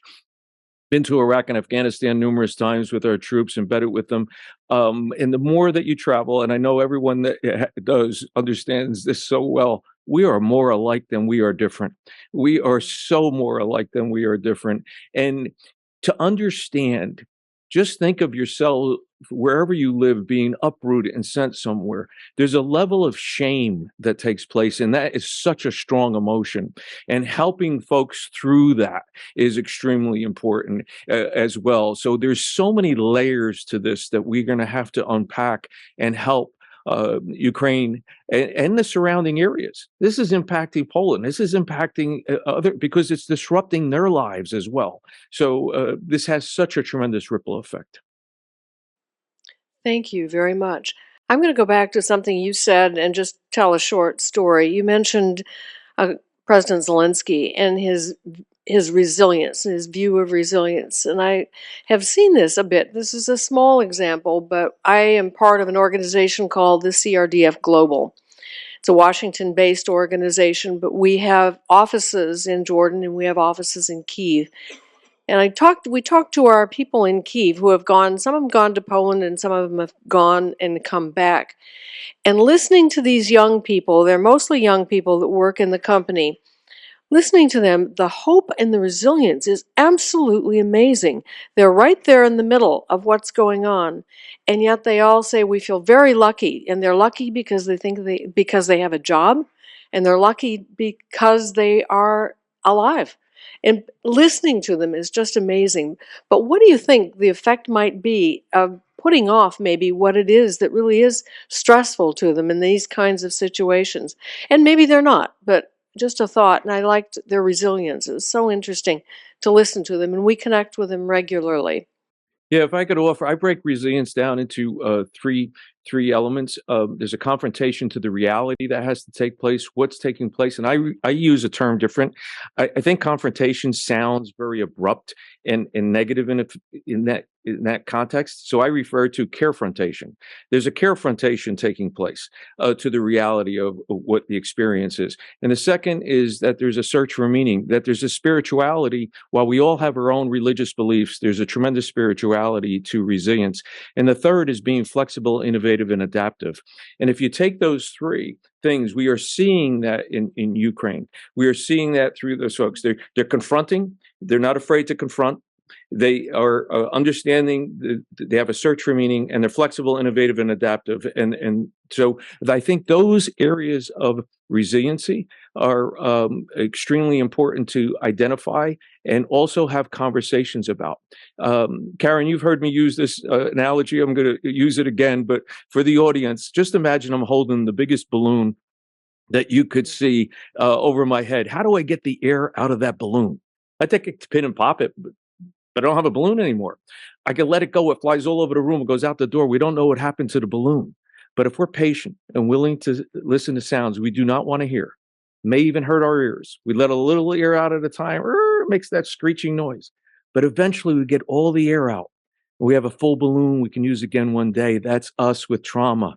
We need to speak about it. So the folks that you're referring to that are speaking to each other about what their experiences are, that's the first step in keeping post-traumatic stress at post-traumatic stress and not allowing it to grow to the disorder. These are extremely important. We have to verbalize what we're experiencing. And when we think about resiliency, all too often we think about it as an individual thing. There's a collective resiliency.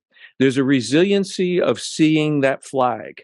There's a resiliency of seeing President Zelensky in his daily uniform. He has maintained a consistency in his approach and also in his look. All of these are, while they're little things, they become major things. You even see people today trying to mimic and want to wear the same kind of shirt that he wears in support.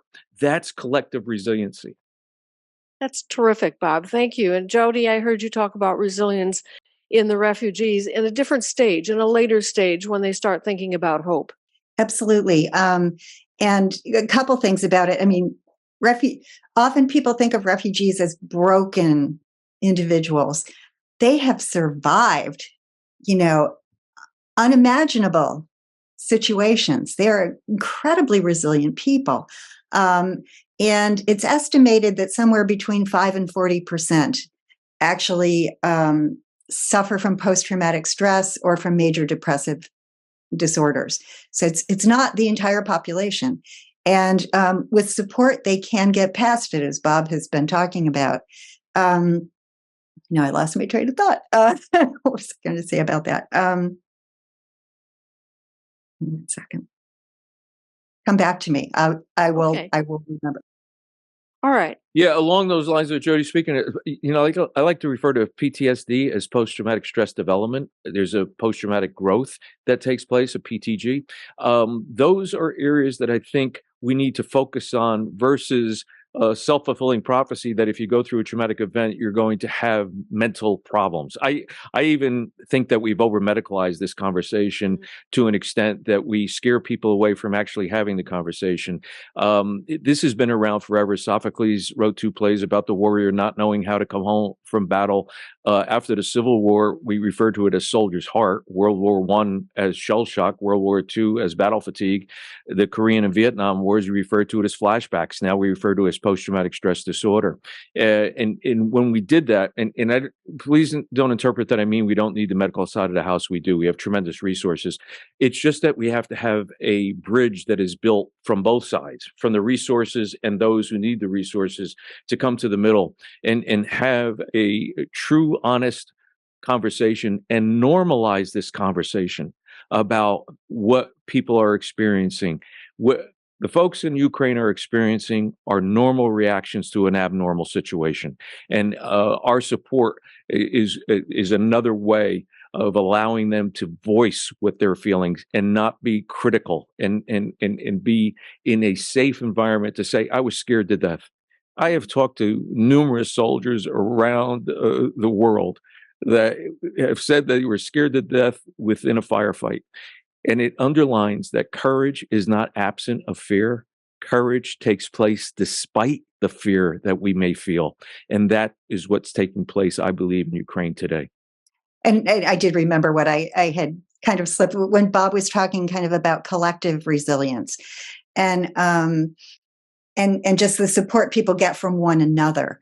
One of the exercises that I have my students do is a one-on-one conversation with a refugee who is anywhere in the world through an organization called Nata Kalam. And yes, it is possible to re-traumatize somebody by having them think through the, things they've gone through. So obviously people that do these conversations need, to be carefully monitored and supported. But what I have found both from the refugees and from my students is huge benefit to both of them. For the refugee, feeling the support from the person that wants to know more about, how they're doing and how they're moving along. And then from my students, all of them have said it's changed their lives because previous to these discussions, basically what they have is the newspaper, social media, numbers, things like that, not personal information from someone who has actually survived these sorts of things. And I think, when we talk about public support, it's the kind of thing we need is more accurate information so that the public is supportive and wanting to help refugees feel a sense of belonging, wanting to reach out and help them in any way they can.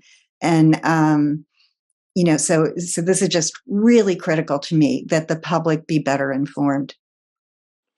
Thanks, Jody. Terrific. I have a question from the audience. It's a little different, but I think both of you can address it. The statement is, Russia has weaponized rape, torture, and relocation of children to Russia. Are there avenues for help for these victims?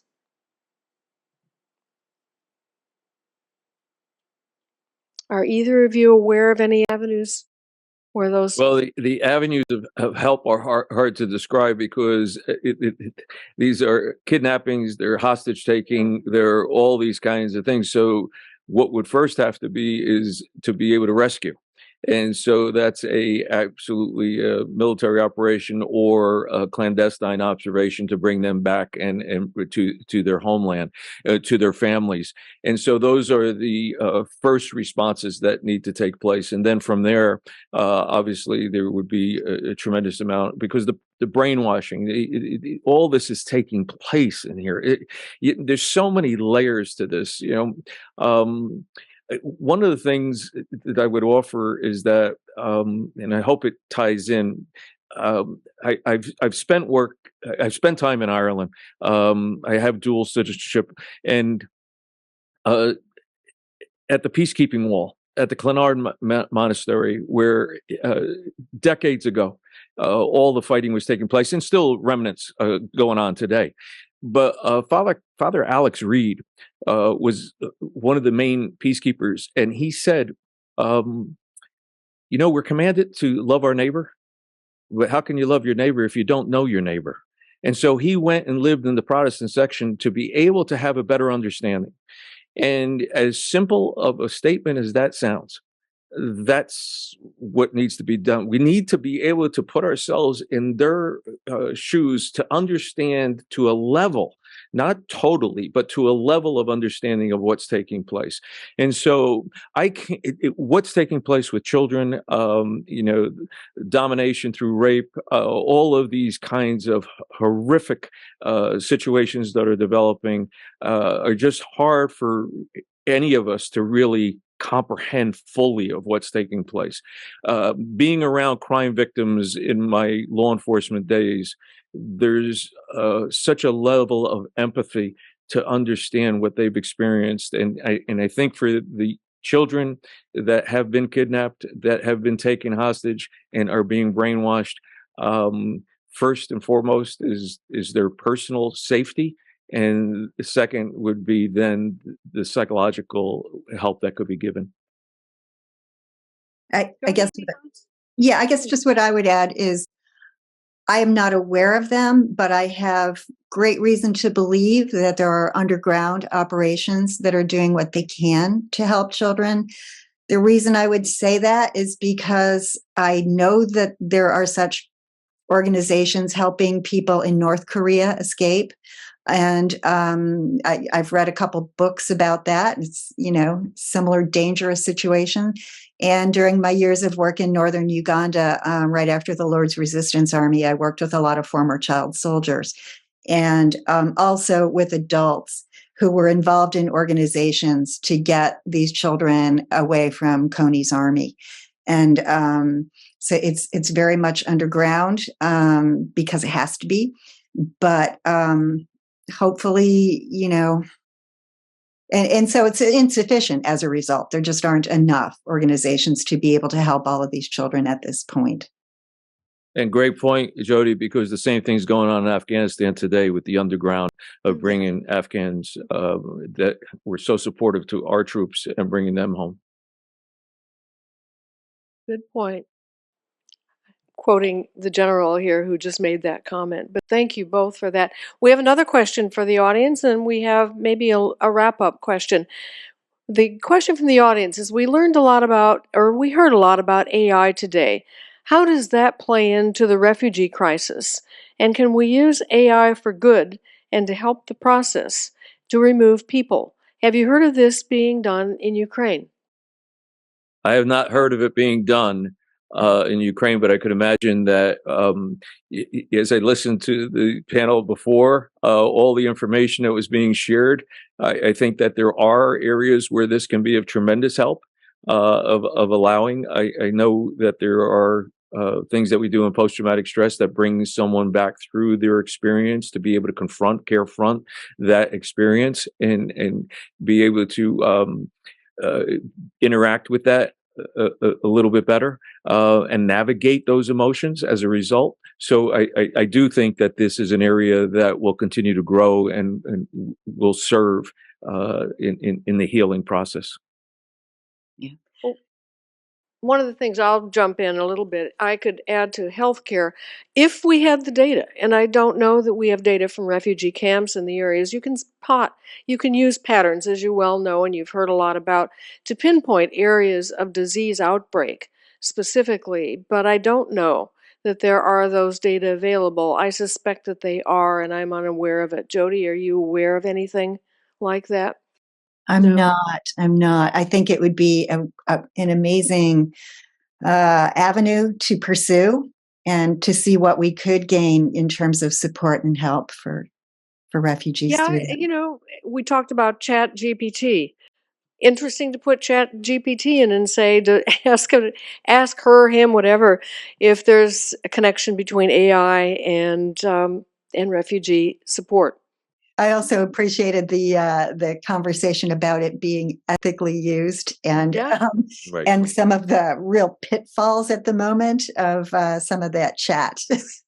Well, there definitely are, and I'm actually going to go to the noon hour. I'm going to go to a Chat GPT webinar just because I want to learn more about it. But you can pick up information quickly. Anyway, that's Yeah, along that line, I would also add that, we are in the infant stages of truly understanding invisible wounds. And so while we have made tremendous strides and we do unbelievable work when it comes to physical wounds, where we are with invisible wounds is really early days from my view. good comment. Thank you. Let's. How are we doing on time, Kelly? 1 minute? One more question. Okay, let's change a little bit. We've been talking a lot about the mental health, and let's talk about the environment. We know that the environment is being destroyed in the area simply by war. Can we talk about how the environment affects health and how all of these things that are happening to the environment to change the war, to change the water, to change the air, to change the food supply? How is this affecting health overall?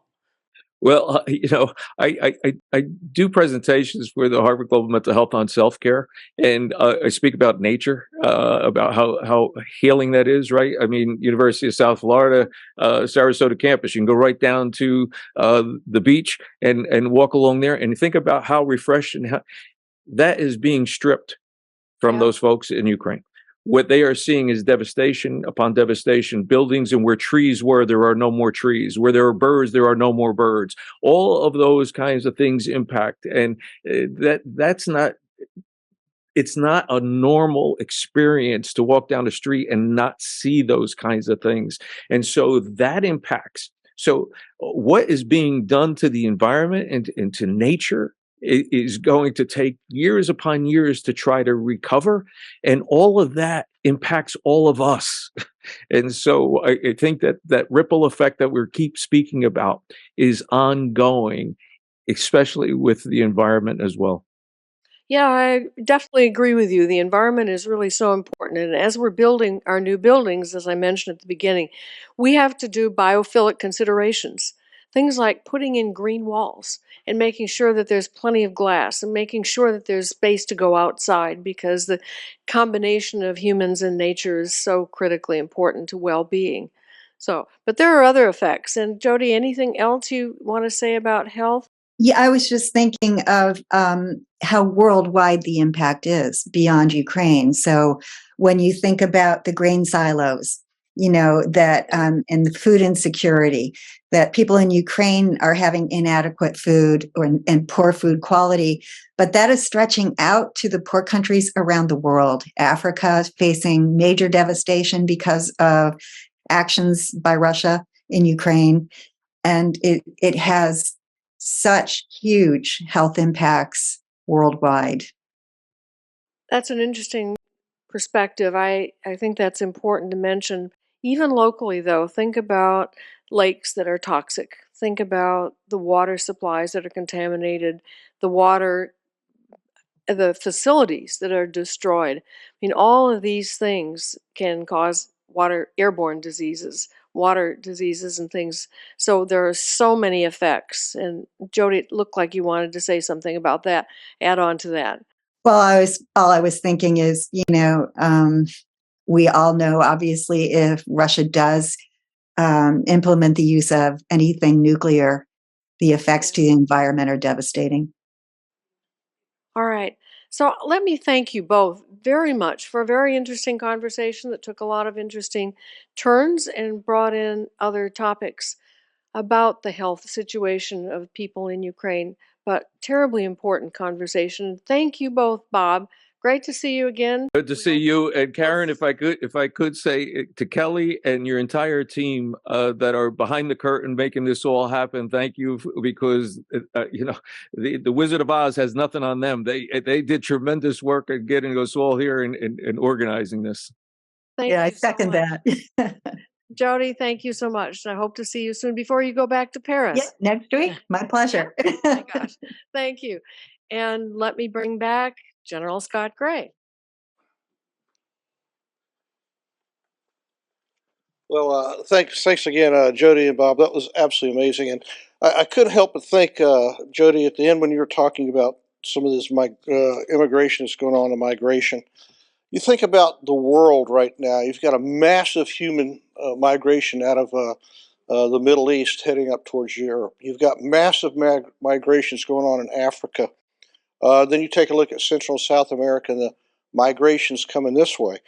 You throw those in with a man-made problem such as you've got Ukraine, and then you throw in natural disasters such as what we just witnessed going on over in Syria and Turkey. And I wanted to sort of spend the last few minutes of today talking about a military capability to humanitarian crisis response to humanitarian needs. Most Americans probably don't realize what's going on inside of our own military to try and help out with that. So I thought I'd just try and wrap up this session with about a 15-minute discussion on what capabilities the United States military brings to a humanitarian crisis. The first thing I want to say is that the State Department will work with all non-governmental agencies, referred to as NGOs, to coordinate the relief. Now, inside of America, that will be like the Red Cross or Doctors Without Borders or Salvation Army. But in a situation such as you had in Turkey, you've got worldwide response. You've got Japan sending stuff, Australia sending stuff. You've got everybody focusing in on this one particular region. So you got to put a little order and structure into this. And that's where the military comes in. Because what the military will do is, through the Department of Defense, they will appoint a joint commander who will coordinate all service responses. Today we heard from General Deptula, and he was actually the joint commander for the tsunami that wiped out Asia, literally destroyed most of the coast of Japan. And he was actually that DoD appointed general officer to oversee the entire response, if you will, from the military to try and help out with that tsunami.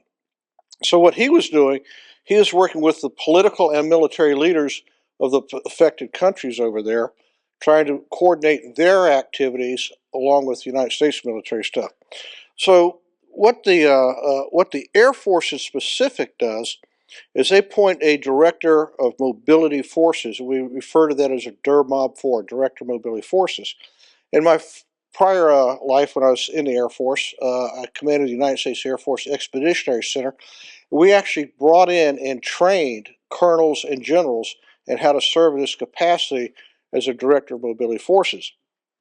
So what they would do is they will coordinate all airlift into available airfields, civilian and military, that are within distance of the natural disaster or the man-made disaster. All right, so we have special wings in the United States Air Force called contingency response wings. And under them are groups, or there's smaller groups that can deploy. And their job is to go into a region and open up an airfield so that it can accept airplanes coming in. And it can coordinate the airplanes that are coming in, not just military, not just United States, but also civilian and any NGOs that might be sending stuff in. A Kiwanis club may collect stuff and send it into a place, and they would have to coordinate through the contingency response wing, which has day-to-day operations over that particular airfield in a remote location. If a civilian airfield is open, such as during Katrina, we had New Orleans that was open. We sent the contingency response wing into New Orleans airport proper, and we used that as our hub, if you will. But in numerous situations, you don't have that. You've got to go in and open up a more remote location and then do all the coordination you can. So it's a very finely tuned operation in that respect, all right? And one of the first things that their response group is going to do is they're going to set up what's called an aerial port. And that aerial port will be there to offload airplanes that come in. So as stuff comes in, the aerial port will have forklifts, K-loaders, which are flatbeds that can take pallets straight off an airplane and deliver them to a yard for storage and for distribution. All right, so the aerial port operation is going to be one of the very first things that's set up, and they're set up for receiving goods and evacuating the injured. All right, so some examples of incoming goods. The first thing you're going to need is that ground handling equipment, GHE, if you will, and that's going to be your forklifts, some trucks, K-loaders, that kind of good stuff. You're going to need communication support, so the contingency response group will bring in comm. You're going to need security. All right, now everybody's probably wondering, what do you need security for? Well, when folks are lacking water, food, and they see it sitting over here, they're going to try and go get it and pilfer it, if you would. That happened in our own backyard at Katrina when we brought in all the relief supplies into New Orleans Airport. We had a large security force element there to protect the goods that were coming in and make sure that they were getting out to their end distribution point. So what are some of the first things that come in? Water, food, plastic. Why plastic? Plastic, you can make great shelter. Okay, it'll protect you from the rain, it'll protect you from the sun, protect you from cold if you need that. You got to bring in search and rescue teams, such as over in Syria, where you're going to try and find the folks that are victimized there in that particular one. You may need dogs. Dogs are specially trained to find people in rubble. They're specially trained to help on security teams and everything. You're going to need doctors. And you're going to need a lot of doctors. You might need so many doctors that you actually have to bring in a MASH unit. Now, MASH was a very popular TV show, but it's actually a capability the military has. It's a mobile Army surgical unit, and it can be scaled to whatever size you need. Some of them so large that it takes multiple 747 size airplanes to bring them in and set them up. When you have a large natural disaster such as Turkey, a hospital is going to be needed to treat all the injured that are over there, okay? You need to bring in tents. You got to set up tent cities. You got to bring in water producing capability. You may have a lake sitting nearby or a river, but that may not be pure water. So you might have to bring in a reverse osmosis purification unit, which will treat the water and make it drinkable, potable for folks, all right? You may need to bring in porta potties, all right?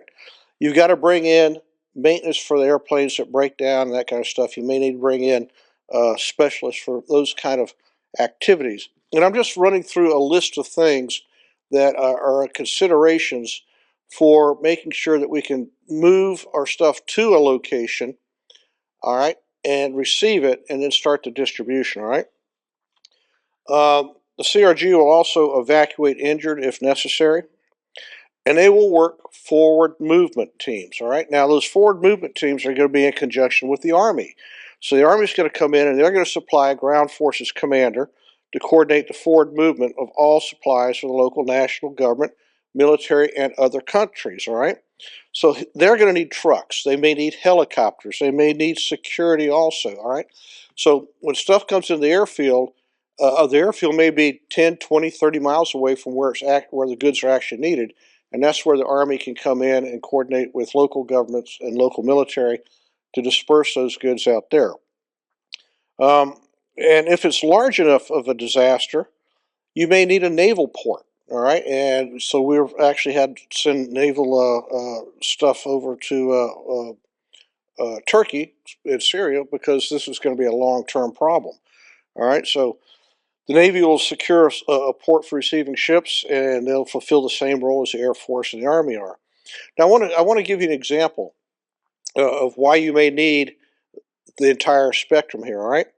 In the first Israeli war, all right, the first ship that showed up in Israel with supplies, all right, carried more equipment on it than the entire airlift effort to go over there. That's great. It got there 10 days after the war was over, all right? So the Air Force can bring expediency, the Navy can bring large quantities, the Army can move stuff forward. So it's a joint effort in every respect. So what are some of the problems that you may have to work with, all right? Number one, you got to find a place to set up tent cities, take care of people. You got to figure out how you're going to feed them, how you're going to clothe them, how you're going to shelter them. You got to think about disease, pestilence, and those kind of things, right? You got to have control of the runway, surfaces, and airspace, right? If you've got an intact runway, folks like to do a lot of things, and maybe dry clothes on runways after they've been washed. Folks like to walk across runways, all kinds of stuff. So you have physical control of the runway, but you have to have physical control of the airspace that's coming in, coordinating all the various countries' aircraft that are coming in to deliver the aid and the good. There's a thing out there called diplomatic clearances, all right? Diplomatic clearances is where one country gives another country permission to fly an airplane into their airspace, all right? And you've got to have dip clearances to go into any country anywhere. Now here's an example of good intentions that were going to fail miserably. Back in 1998, Tanzania and Nairobi on the same day had terrorist bombings of the U.S. embassies there, right? And I was stationed over in Germany at the time, and we had some 141s on the ramp out there in Germany, and we were directed to get those cargo airplanes, large cargo airplanes, full of supplies and get them into Africa to help out the American citizens and the African citizens that were injured. All right, exactly the right answer, exactly the right response. But there was certain coordination problems. Number one, what did they really need? Well, we had a lot of flying glass down there. They needed eye surgeons, all right?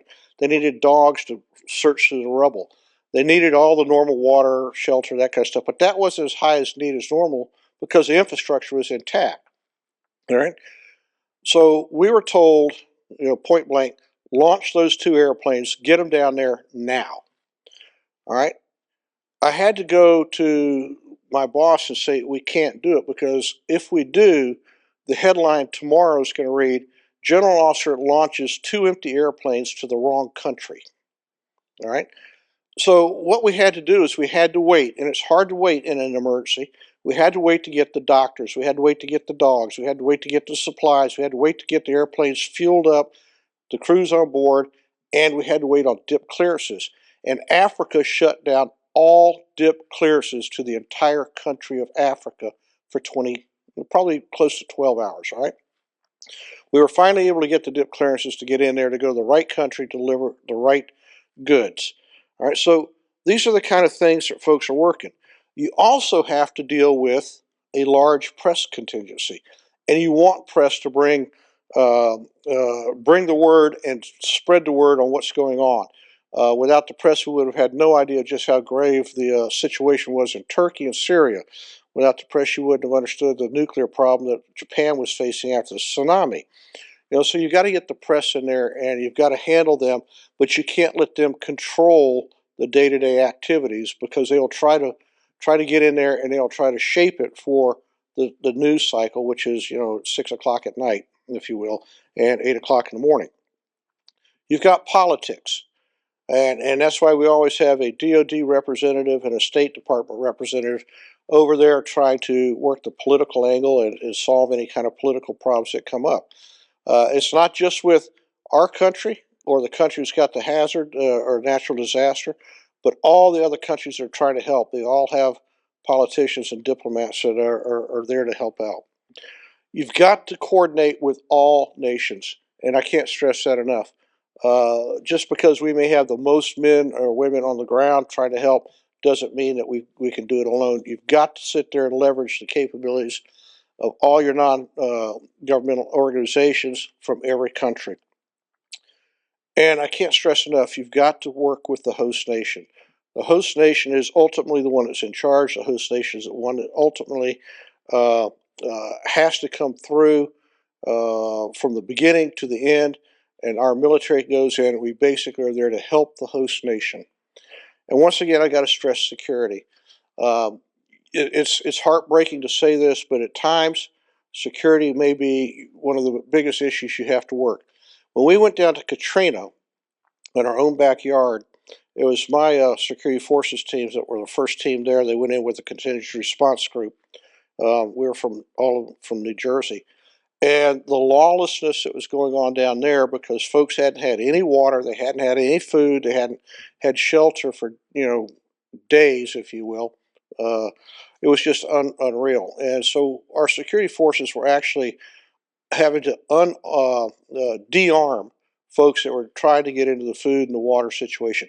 Folks, that's tame compared to what can go on in a massive natural disaster where you've got all kinds of factions that come in and try to take care of their home, their family, their tribe, their village, or whatever. So all I've tried to do here is give you some of the behind the scenes of what the military can bring to a natural disaster or humanitarian need. And we are trained up for it, we are funded for it, and it is another instrument of policy that our great government can bring to help other governments and our own government and citizens in need. All right, well, that's enough on that. I want to change now, and I want to sort of summarize what all we've talked about today. General Deptula, I thought, did an absolutely phenomenal job of talking about the Ukraine 1 year later. You stop and think about how he dovetails so well with what General Breedlove had to say, and he was a former SACEUR. So now you bring in General Deptula, who's an expert in warfare from every angle, it doesn't matter what. And he started talking about what we need over there. We got to have air superiority. We got to have the ISR, intel, reconnaissance, and strategic views over there for the Ukrainians to have the intel that they really need. He was talking about armored vehicles. They're sitting ducks right now. Well, that's never been the case in warfare before, but because of the technologies we've got and the leverage we've got, we're looking at what's the future role of armored vehicles? What's the implications for all countries in that respect, okay? Fourth generation fighters are sort of very, very vulnerable. Fifth generation with stealth is the answer. The Ukrainians need munitions, and we heard General Breedlove talk about that also. But General Deptula also said our own country needs munitions because we're running out of precision-guided weapons and everything. And the Navy is clamoring for that. The Army is clamoring for it, and so is the Air Force. He had four big rocks that he was talking about. The need for better weapons in Ukraine. They've got to have air power. We'll get over this offensive-defensive discussion. What is the implication to our own national defense strategy? He thinks we've got to get back to where we could prosecute a war on two fronts versus the one that we're on now. So it was very, very forthright, very outstanding discussion, which led us into the AI discussion and what AI is and isn't. AI, as we heard from all the panel today, is not the end-all, be-all. It is basically a tool. It is an emerging tool with emerging capabilities that will have a lasting impact on our lives, both at peace and at war in the future. Very, very interesting video that General Deptula showed of hundreds of drones working simultaneously, collaboratively, and doing phenomenal gymnastics in the sky, a thing of beauty to say the least. Just imagine if that was weaponized, okay? And then we had the humanitarian and health aspects that we wrapped up with just now. A very, very amazing day in all respects. The humanitarian things and health issues, that will last a lifetime. There is no doubt about it. In 1969, my family moved to Germany, and I came home one day, and my sister made a comment. She was younger than I.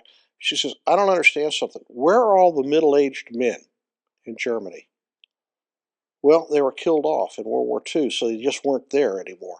We're going to see a lot of that kind of reaction in the Ukraine downstream because so many of the fathers and sons are being lost over there. But then you're also seeing this weaponization, if you will, by the Russian army, where they're committing heinous crimes against humanity. And that's going to have a long-lasting effect on the health, welfare of the Ukrainian population. What Poland has done humanitarian-wise is absolutely amazing with opening up their doors and allowing the Ukrainians shelter to come in. They're setting up schools and hospitals, doing everything they can for them over there. Just an amazing effort by the country of Poland to help out. And what Bob and Jody talked about, I think, was just hard hitting to say the absolute least. All right, enough on today. Our next panel is going to be, next session is going to be on food, famine, energy, and the effects of war on central bank policy and financial markets. This is going to be on Thursday, the 23rd of March, and we're going to have absolutely a jam-packed day there. The first session will be reactions in world bond markets and U.S. bond markets. The second one is reactions in world stock markets in U.S., Europe, Russia, and other countries. Then we'll talk about market reactions to all type of markets. And then we'll have a keynote from Bill Kennedy, the board chair of the Global Interdependence Center, and concluding remarks after that. Then on Friday, we're going to have food, famine, energy, again, following up with that. And the first panel will be on food and famine. The second will be on oil and gas. Then we'll talk about how the monetary policy makers deal with spillover effects from food, energy, and geopolitical war, shocks that are beyond the policymakers' controls. I urge each and every one of you out there to spread the word on this and to try and join in with us. I ask all of you again to take a look at afa.org and take a look at joining that organization because that's helped us tremendously. We'll get some of our speakers here. Again, my thanks to Dr. Holbrook and her team, Kelly, your team, the University of South Florida has made this possible, and to David Kotak and the Global Interdependence Center. Thank you very much for your time, and hope to see you on the 23rd and 24th of March. Thank you very much.